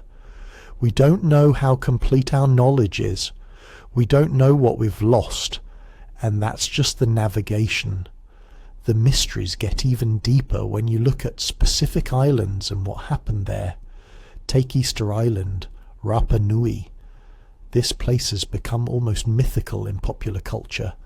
The massive stone heads, the moai, staring inland across the island. The story that's usually told goes like this. Polynesian voyagers arrived around 1200 CE. They found a pristine island covered in palm forests. They flourished for a few centuries, building those famous statues, but then they cut down all the trees, destroyed their environment, and their civilization collapsed into warfare and cannibalism by the time Europeans arrived in 1722. It's held up as a cautionary tale about environmental destruction, a civilization that destroyed itself through ecological mismanagement. But recent research suggests this story is, at best, incomplete, and at worst, completely wrong. First, the timeline of settlement keeps getting pushed back. Early estimates said 1200 CE, then 800 CE. Now some researchers think it might have been as early as 400 CE. That would mean the Rapa Nui civilization lasted over 1,000 years before European contact, not just a few centuries. Second, the environmental collapse narrative is being questioned. Yes, the palm forest disappeared, but new evidence suggests this might have been partly due to rats that arrived with the Polynesian settlers, not just human deforestation.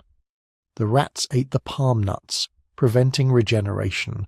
Without the palms, the ecology changed, but it didn't necessarily collapse. Third, the warfare and cannibalism story comes almost entirely from European accounts written after European diseases had already devastated the island population.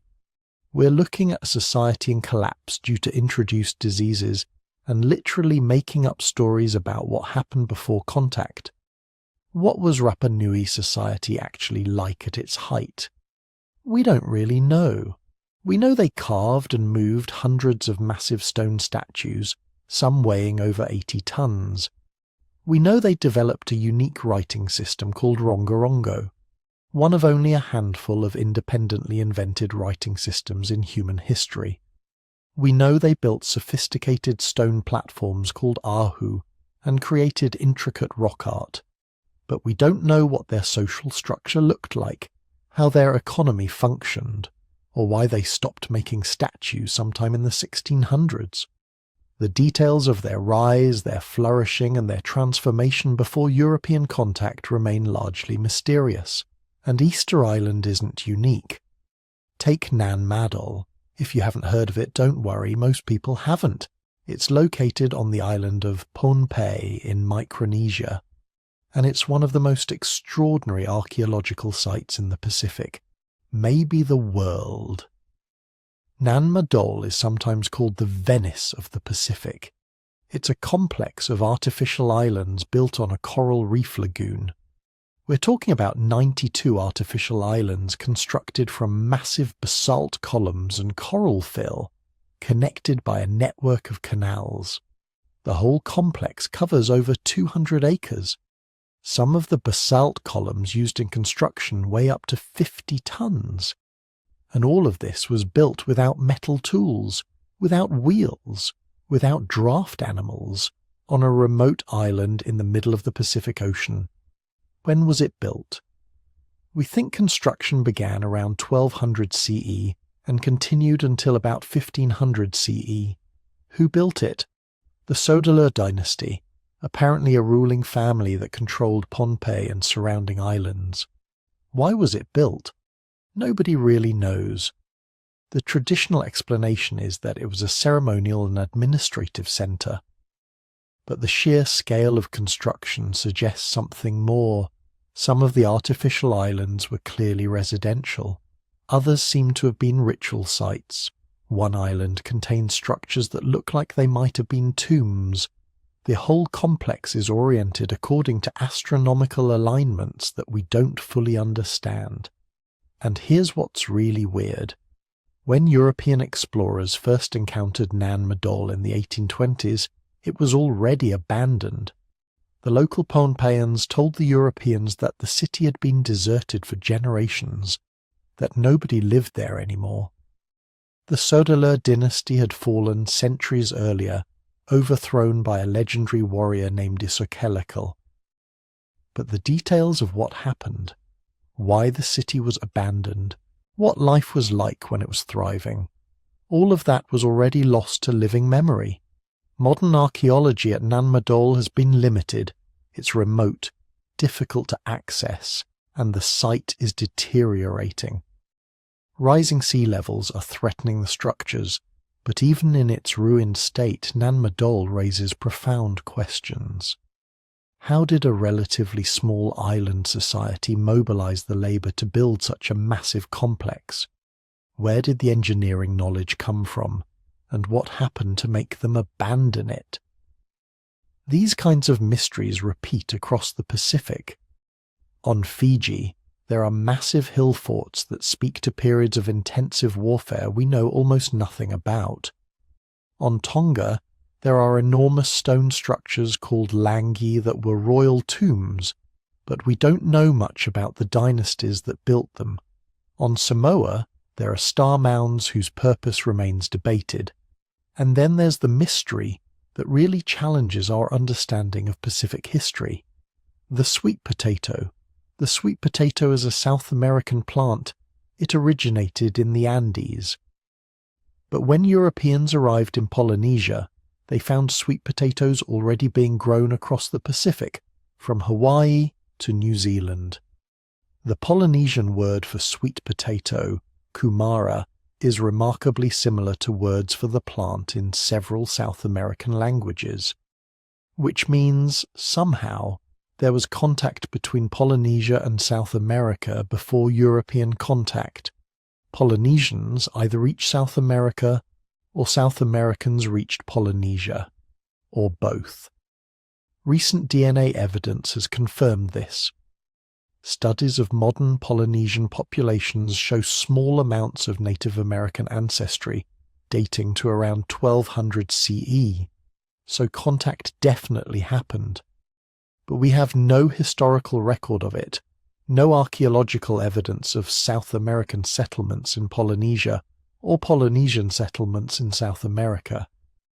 Just the sweet potato, some linguistic similarities and genetic traces. Did Polynesian voyagers reach South America, spend time there, and return with sweet potatoes and perhaps a few South American companions? Did South American mariners, perhaps from the sophisticated seafaring cultures of coastal Peru, venture west and reach Polynesian islands?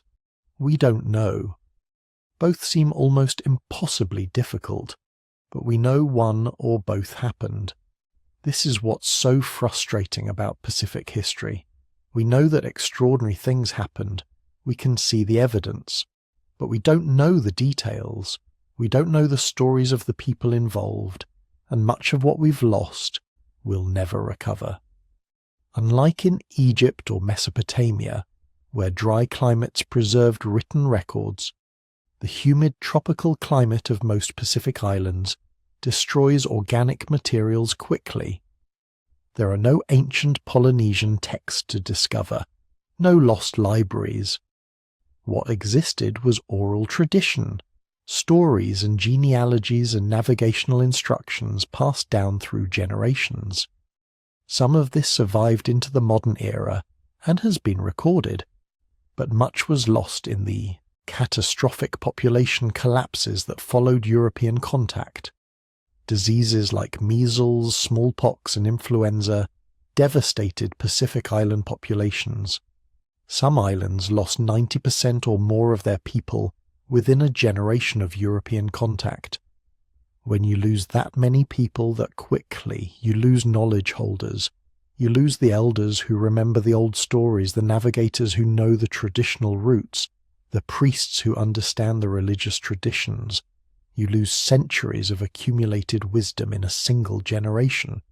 Recent DNA studies are revealing just how much we missed. Genetic analysis of modern Pacific populations has uncovered evidence of migration patterns that don't match traditional theories. There seem to have been multiple waves of settlement, not just one. Some island populations show genetic contributions from groups we didn't know reached the Pacific. There are hints in the DNA of connections we never suspected, of journeys we never imagined. Linguistic studies are revealing similar complexities. Pacific languages form some of the most diverse language families on Earth, and the relationships between them tell stories of population movements, cultural exchanges, and isolations that we're only beginning to understand. Every few years, a new study reveals a connection nobody expected, or questions an assumption that seemed certain. What emerges from all this research is a picture of the Pacific as a place of constant movement, innovation, and cultural exchange. Not isolated islands, but a vast network of maritime highways connecting thousands of communities across the world's largest ocean. A network that functioned for over 1,000 years before European contact disrupted it forever. But the details, the individual stories of discovery and settlement, of rise and fall, of innovation and adaptation, most of that is gone. We're left looking at ruins and artifacts, at genetic signatures and linguistic traces, trying to reconstruct a history that was already fading into legend when the first Europeans arrived. The Pacific's forgotten voyagers accomplished something that rivals anything in human history.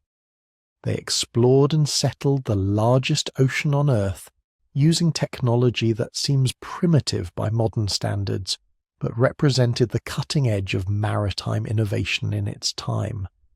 They developed navigation techniques sophisticated enough to cross thousands of miles of open ocean and reliably locate islands smaller than Manhattan.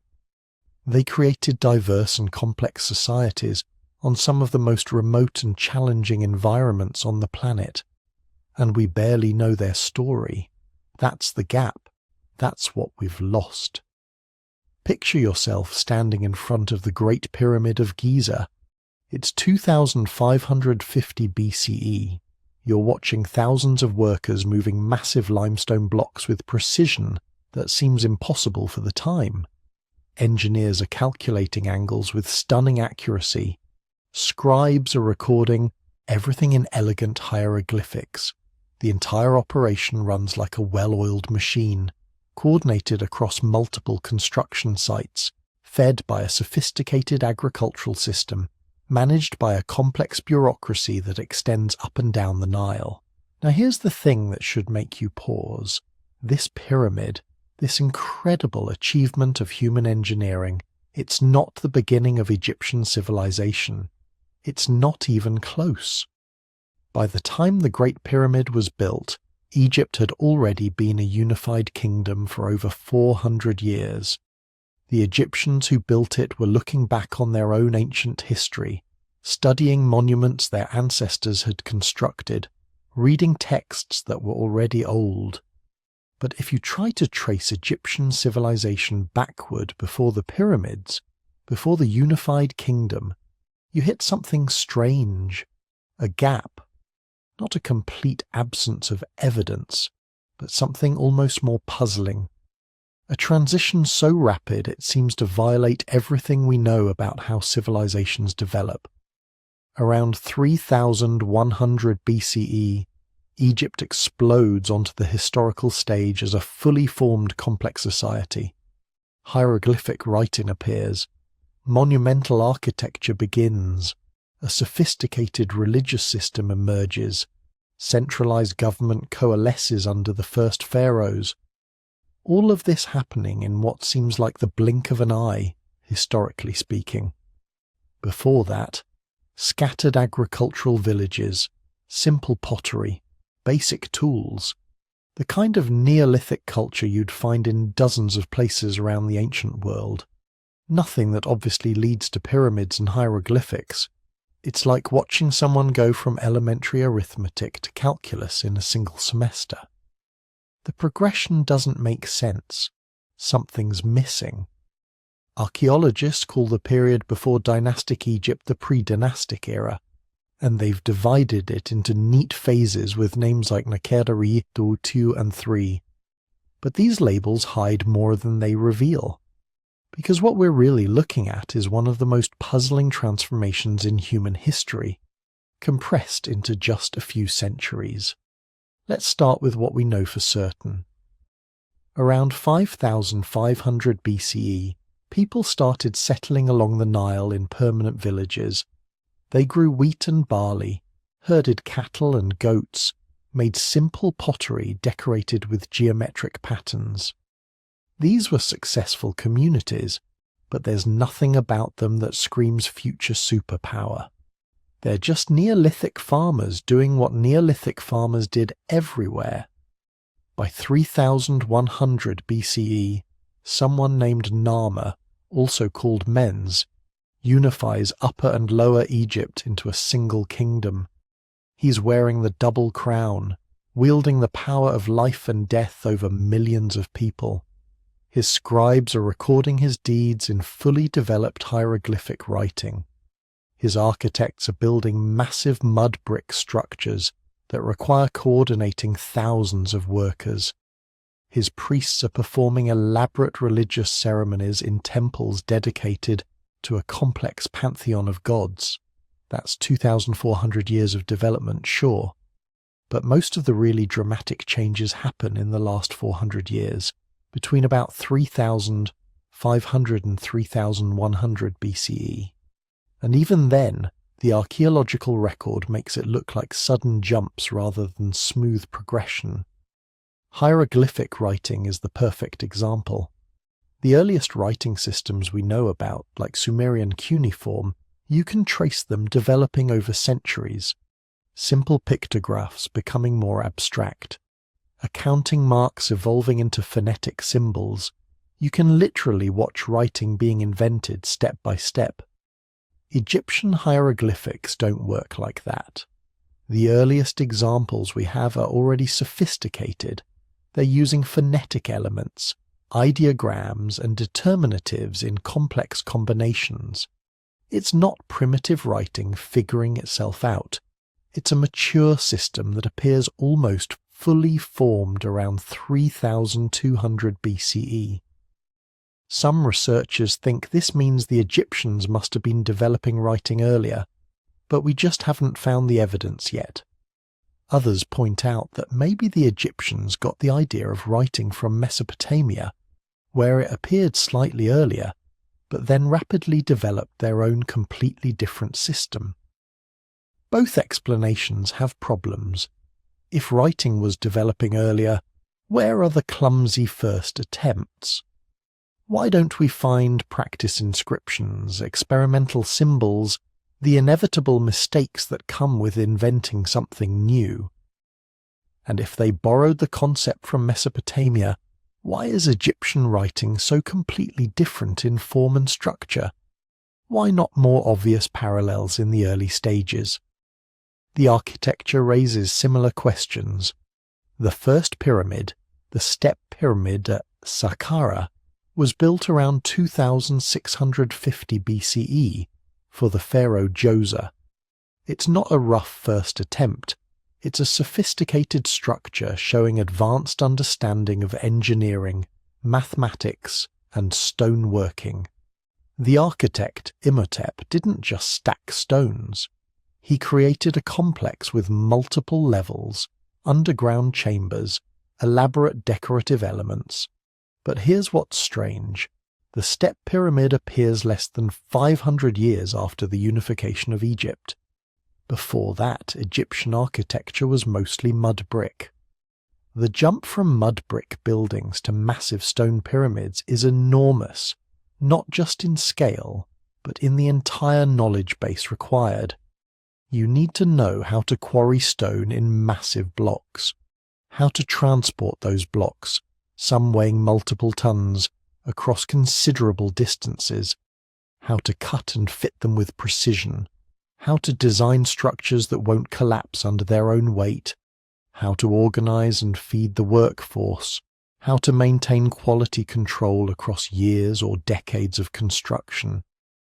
That's a lot of knowledge to develop in a few centuries, and the archaeological evidence for the intermediate steps is surprisingly thin.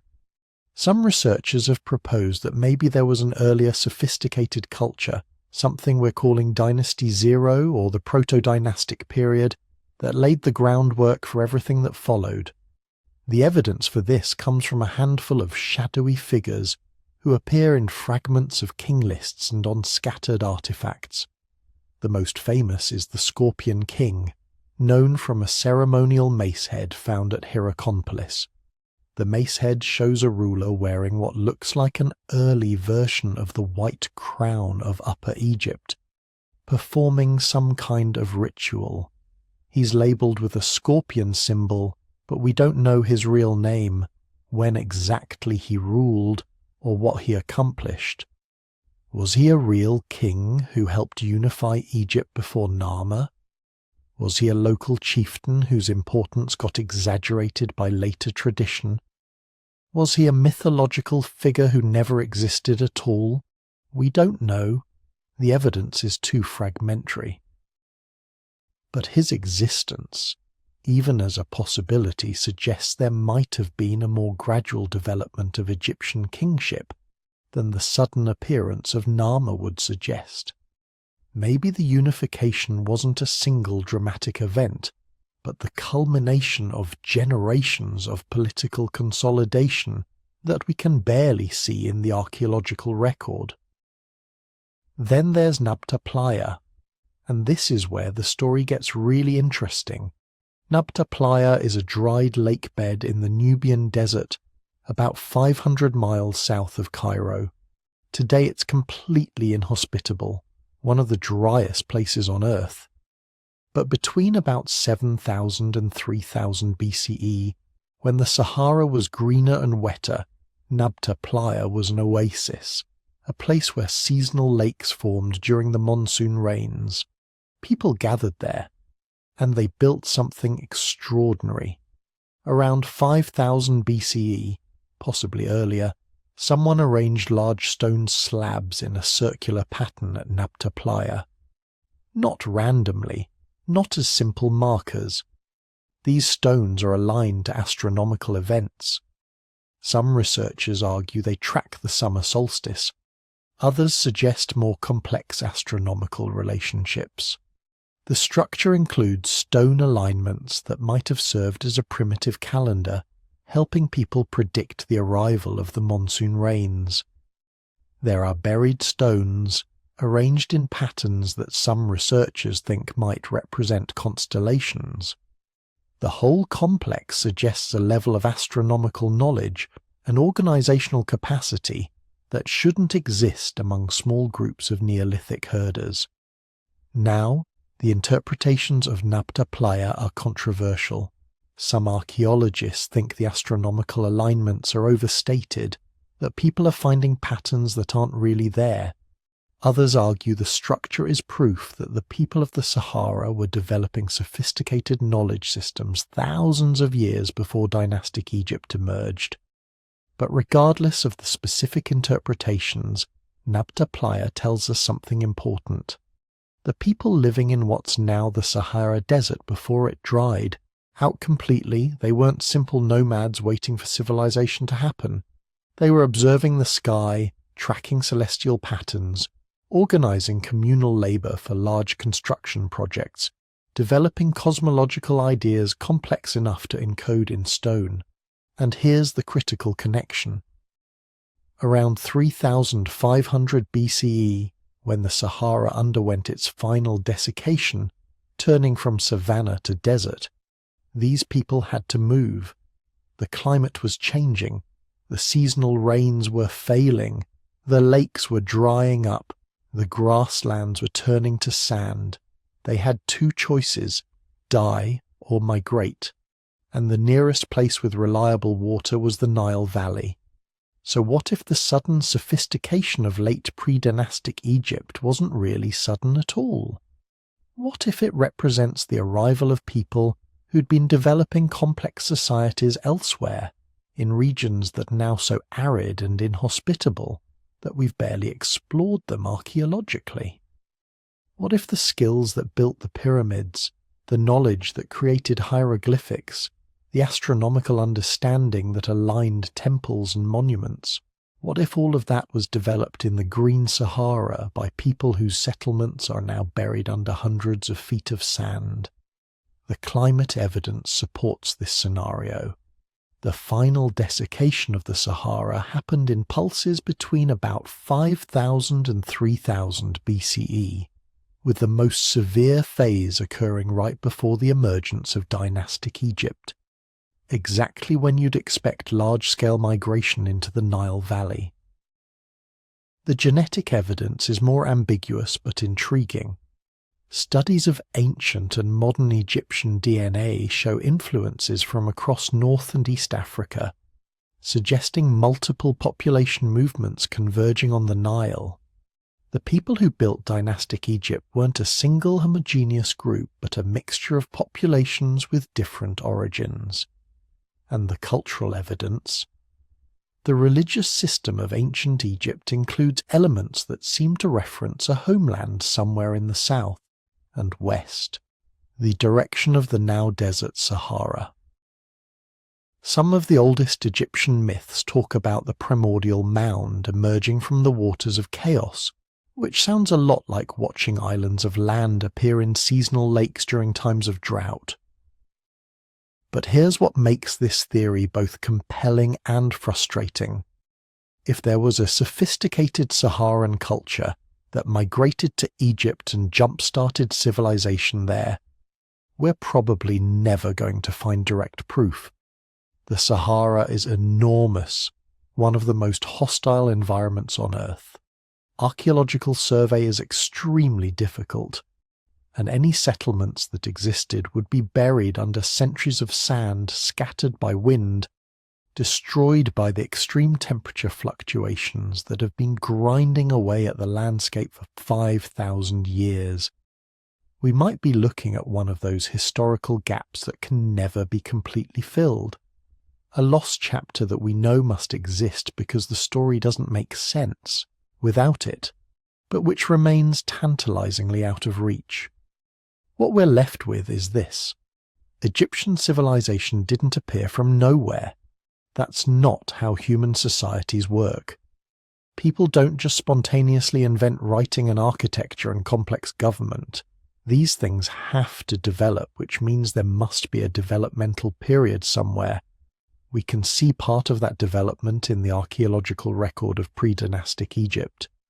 But it's not enough. There are too many gaps, too many sudden jumps, too many skills that seem to appear without the expected learning curve. Something else happened. Maybe multiple somethings. Maybe migrations we can't trace. Maybe knowledge exchange with other early civilizations. Maybe lost traditions developed in places that are now impossible to excavate.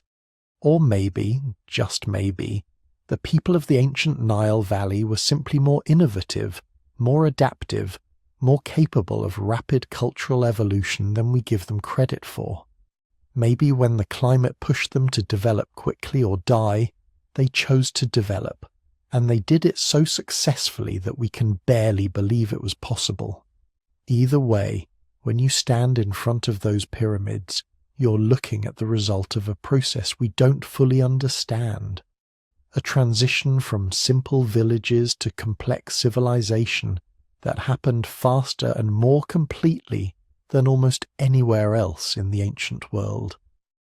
The pre-dynastic gap remains one of archaeology's most fascinating mysteries, and somewhere, buried under the sands of the Sahara or waiting to be discovered in some unexplored corner of Egypt, the missing pieces of the story are still waiting to be found. Picture this. You're a member of a thriving hunter-gatherer community 12,900 years ago. Your people have been flourishing for millennia. The Ice Age is finally ending. The glaciers have been retreating for 7,000 years. Temperatures are warming, sea levels are rising, and life is getting easier. Your ancestors learned to hunt megafauna, to process wild grains, to build permanent structures. Some of your settlements have hundreds of people. You have trade networks stretching hundreds of miles. You're creating art, practicing astronomy, building monuments. You're on the verge of something big. Maybe agriculture, maybe cities, maybe writing. And then, in the span of a single human lifetime, everything goes to hell. The change starts subtly. Colder winters, shorter summers, but within a generation something unprecedented happens. The global climate doesn't just cool, it collapses. Temperatures plummet back to full glacial conditions, not over thousands of years like they should, but over decades. The glaciers that had been retreating for 7,000 years suddenly surge forward again. Forests die. Grasslands become tundra. The megafauna you've been hunting for millennia start going extinct, not just in one place, but everywhere. Mammoths, mastodons, giant sloths, saber-toothed cats, cave bears, all disappearing within a few centuries. Your settlements, the permanent villages your people have been building for generations, they become unsustainable. The food isn't there anymore. The herds are gone. The wild grain fields have failed. People are starving. Some groups try to migrate, looking for refuges that haven't been hit as hard. Others try to adapt, to survive on whatever resources remain. Many fail. The archaeological record from this period shows a dramatic population collapse.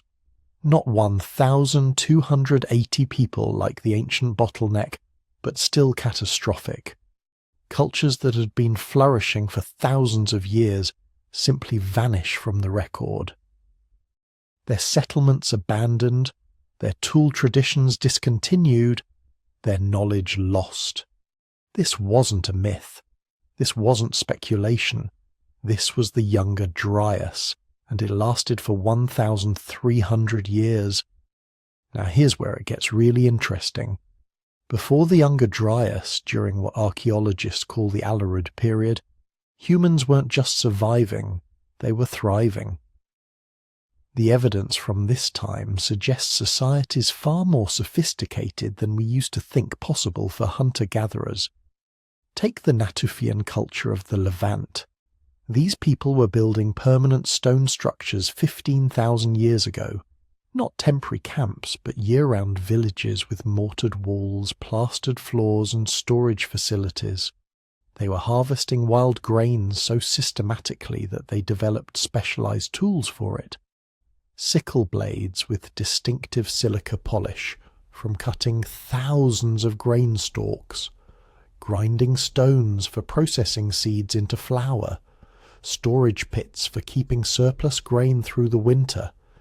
They were doing everything agricultural societies do, except actually planting crops. They had achieved sedentary living through intensive foraging, and they weren't alone. In North America, the Clovis culture was thriving.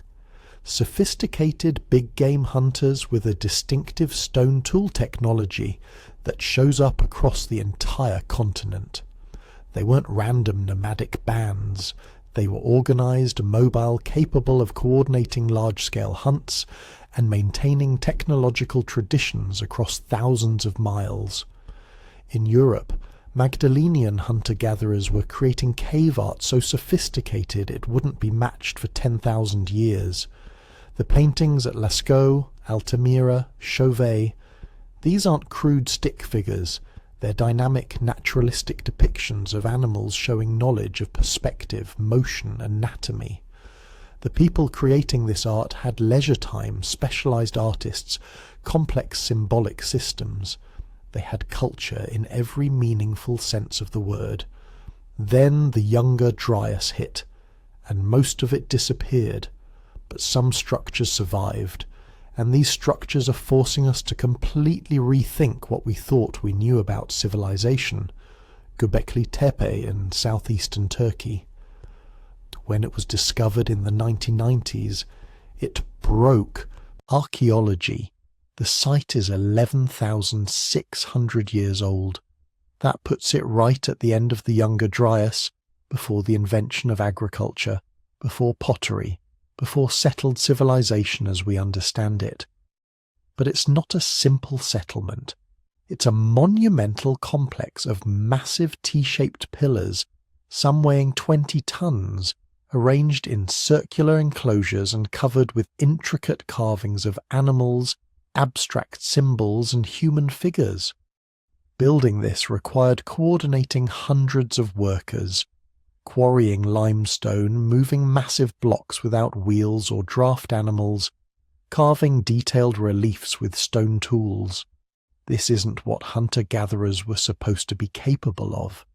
According to the old model, you need agriculture first, then surplus food, then specialized labor, then monumental architecture. But Göbekli Tepe has it backwards. The monuments came first. The people who built it were still hunting gazelles and gathering wild plants. They hadn't invented agriculture yet, or had they? Because here's the thing, Göbekli Tepe didn't appear out of nowhere. The construction techniques, the symbolic systems, the social organization required to build it, these things take time to develop. Generations at minimum, probably centuries, which means there had to be predecessors, earlier attempts, simpler structures, a gradual evolution of the skills and knowledge necessary to create something like Göbekli Tepe. But where are they? If they existed before the Younger Dryas, most of the evidence would be buried under 1,300 years of climate catastrophe. Sites abandoned, structures collapsed, organic materials decomposed, and that's just the sites on land. Let's talk about sea levels. At the height of the last ice age, sea levels were 400 feet lower than today.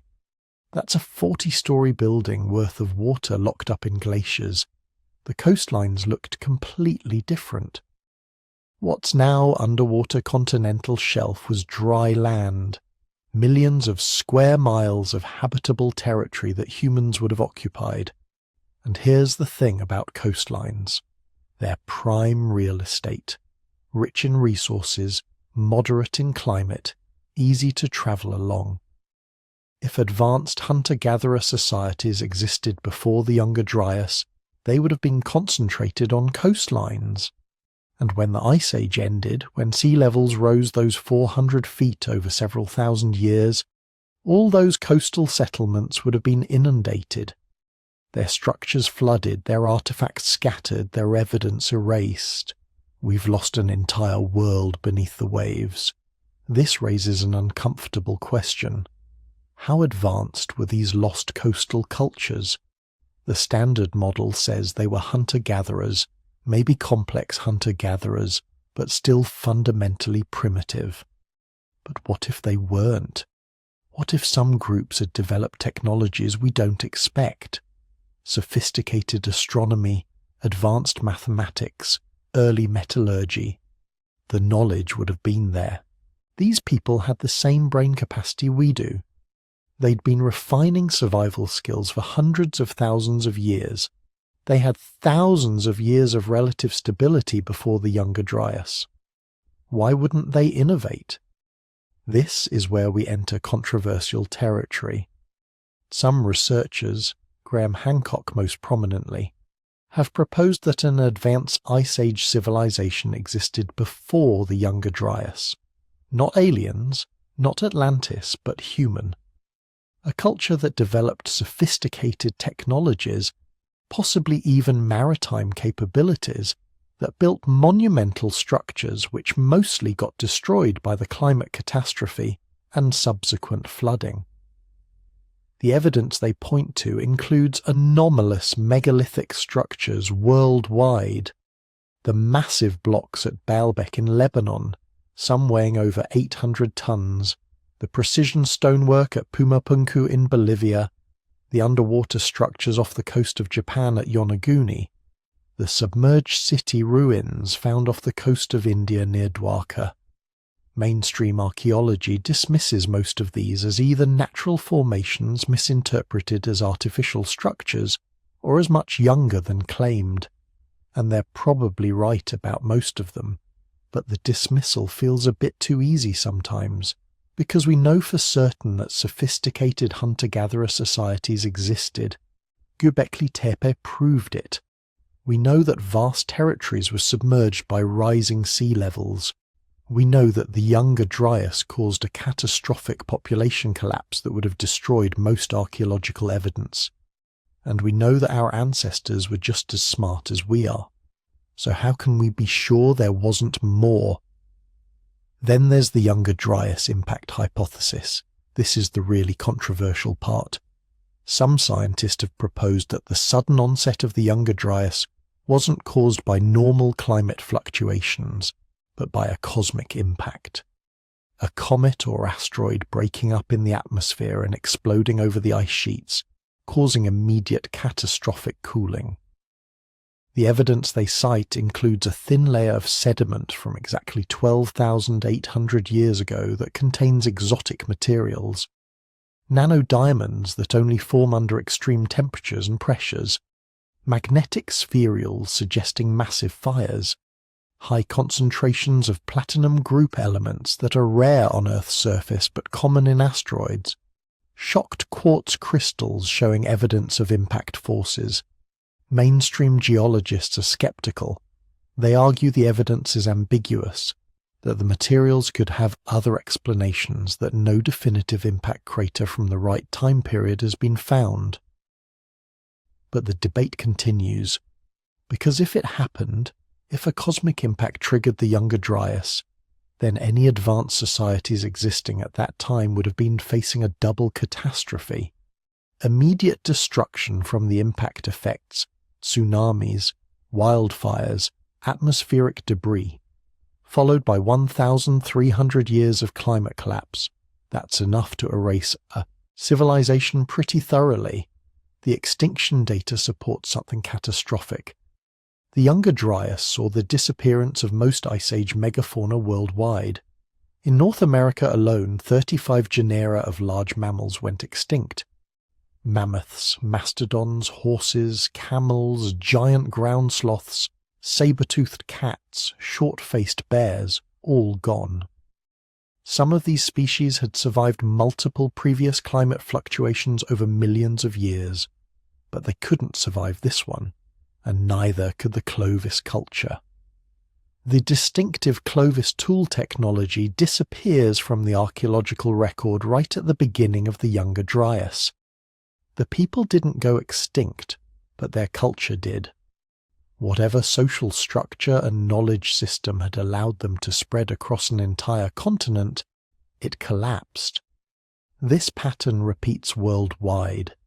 Sophisticated cultures existing before 12,800 years ago, then a gap in the archaeological record, then simpler cultures reappearing after the Younger Dryas ended 11,600 years ago. It's like a reset button got pushed on human cultural evolution. Not complete extinction, but severe enough disruption that much of the accumulated knowledge and social complexity got lost. When civilization started building back up after the Younger Dryas, people had to relearn things their ancestors might have already figured out, and some knowledge might have been lost entirely. This represents humanity's largest historical blind spot. We have decent archaeological evidence going back about 10,000 years to the beginning of settled agriculture and the first cities. Before that, the record gets increasingly fragmentary, and the Younger Dryas is right at the break point. Everything before it is harder to find, harder to interpret, more likely to have been destroyed. We're trying to understand human history with the 1,300-year catastrophe sitting right in the middle of the most interesting period. It's like trying to read a book where someone ripped out 100 pages right at the climax. What did we lose? Maybe nothing more than hunter-gatherer camps and simple tool traditions, or maybe something more. Knowledge of astronomy developed over thousands of years of observation. Mathematical systems sophisticated enough to predict seasons and track celestial events. Oral histories preserving information about human migrations and environmental changes. Possibly even early forms of writing or symbolic notation that didn't survive in the archaeological record. We'll probably never know for certain. The evidence is buried under sediment, drowned beneath rising seas, destroyed by 1,300 years of climate catastrophe. But the gaps remain, and in those gaps there's room for questions that make mainstream archaeologists uncomfortable. Because here's what we do know. Our ancestors weren't primitive. They were smart, adaptive, capable of sophisticated cultural achievements even without agriculture or cities. They survived the Younger Dryas, rebuilt their societies, and eventually created the civilizations we know about. But what they created before, what they might have known and lost, that remains hidden in the largest gap in human history. And sometimes, the questions we can't answer are more interesting than the ones we can. The Younger Dryas ended 11,600 years ago. The glaciers retreated again, temperatures warmed, and within a few thousand years, the first true civilizations appeared.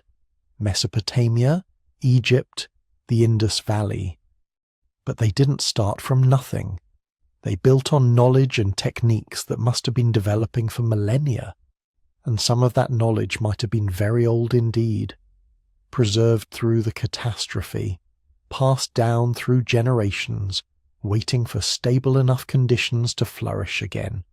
We are all descendants of the survivors, all products of cultures that endured the worst climate disaster of the last 100,000 years, and all inheritors of whatever they managed to preserve through the darkness. So here we are at the end of our journey through the gaps, the dark spaces, the lost centuries that riddle human history like holes in ancient parchment. And you know what? We haven't actually solved anything.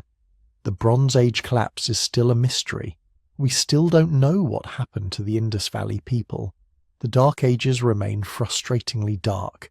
Pre-Columbian America keeps most of its secrets. And those Pacific voyagers, they're still out there somewhere in the historical fog, their stories waiting to be discovered.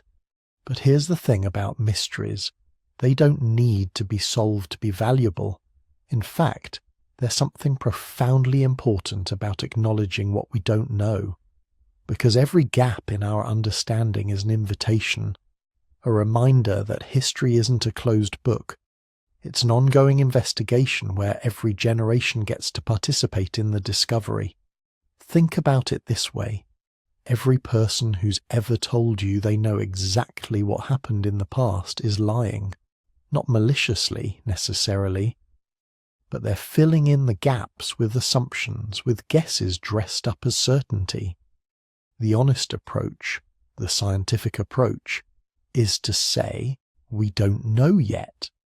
And that yet is doing a lot of work, because we're getting better at this all the time. Technologies that didn't exist 20 years ago are revolutionizing archaeology right now. Ground-penetrating radar that can map entire buried cities without disturbing a single stone. DNA analysis that can track ancient migrations with precision our predecessors couldn't have imagined. Satellite imagery that reveals landscape modifications invisible from the ground. Climate proxies that reconstruct ancient weather patterns season by season. Each new tool illuminates another corner of the darkness. Just in the last few years, we've discovered entire civilizations that nobody knew existed. The LIDAR surveys in the Amazon revealed massive settlements where scholars had assumed only scattered tribes lived. Deep-sea exploration found shipwrecks that rewrote our understanding of ancient trade networks. Ice core analysis pushed back the dates for human activity in the Americas by thousands of years. Every single one of these discoveries required rewriting the textbooks, admitting that what we thought we knew was incomplete. And that's going to keep happening. Someone listening to this right now, maybe you, might be the one who makes the next big discovery. Not necessarily by finding some lost artifact in a dramatic excavation. Maybe by asking a question nobody else thought to ask. Maybe by applying a new technology to an old problem. Maybe by looking at familiar evidence from an unfamiliar angle and seeing patterns everyone else missed. Because the gaps aren't obstacles, they're opportunities. Every blank space in the historical record is a chance for future researchers to make their mark. Every unsolved mystery is a puzzle waiting for someone clever enough, patient enough, curious enough to piece it together. The lost epochs aren't lost forever. They're just lost for now. And there's something comforting about that, isn't there? In a world that often feels completely mapped, totally explored, with no frontiers left to discover, history reminds us that mystery still exists, that wonder is still possible, that we're still at the beginning of understanding our own story as a species. We've been around for hundreds of thousands of years, and we've only figured out tiny fragments of our own past. The rest is waiting. So what should you take away from all this? Maybe just the reminder that certainty is overrated, that the most interesting questions are the ones we can't answer yet, that every generation stands on the shoulders of the previous one, seeing a little further into the darkness, and that your role in this ongoing investigation matters, whether you're a professional archaeologist or just someone who finds this stuff fascinating at 2 a.m., your curiosity contributes to the collective effort to understand where we came from. If you've made it this far, if these mysteries have captured your imagination even a little bit, do me a favor. Leave a comment and let me know where you're listening from. Are you in the Americas, on land where lost civilizations once thrived? In Europe, where the Dark Ages cast their shadow? Somewhere in Africa, where so much of our deepest history remains unwritten? Or out in the Pacific on islands reached by voyagers whose names we've forgotten? Your location is part of the story too, part of this ongoing human saga we're all trying to understand. Hit that like button if you enjoyed pondering these mysteries with me. Subscribe if you want to explore more of history's dark corners together, because there are always more gaps to investigate, more lost epochs to illuminate, more shadows between the known chapters of our story. And if you're drifting off to sleep right now, let these mysteries follow you into your dreams. Imagine those Bronze Age cities in their final moments. Picture the Pacific navigators reading the stars. Wonder about the people of the Indus Valley, going about their daily lives in a civilization we're only beginning to understand. The past is still out there, waiting, and so is the future of discovery. Sleep well,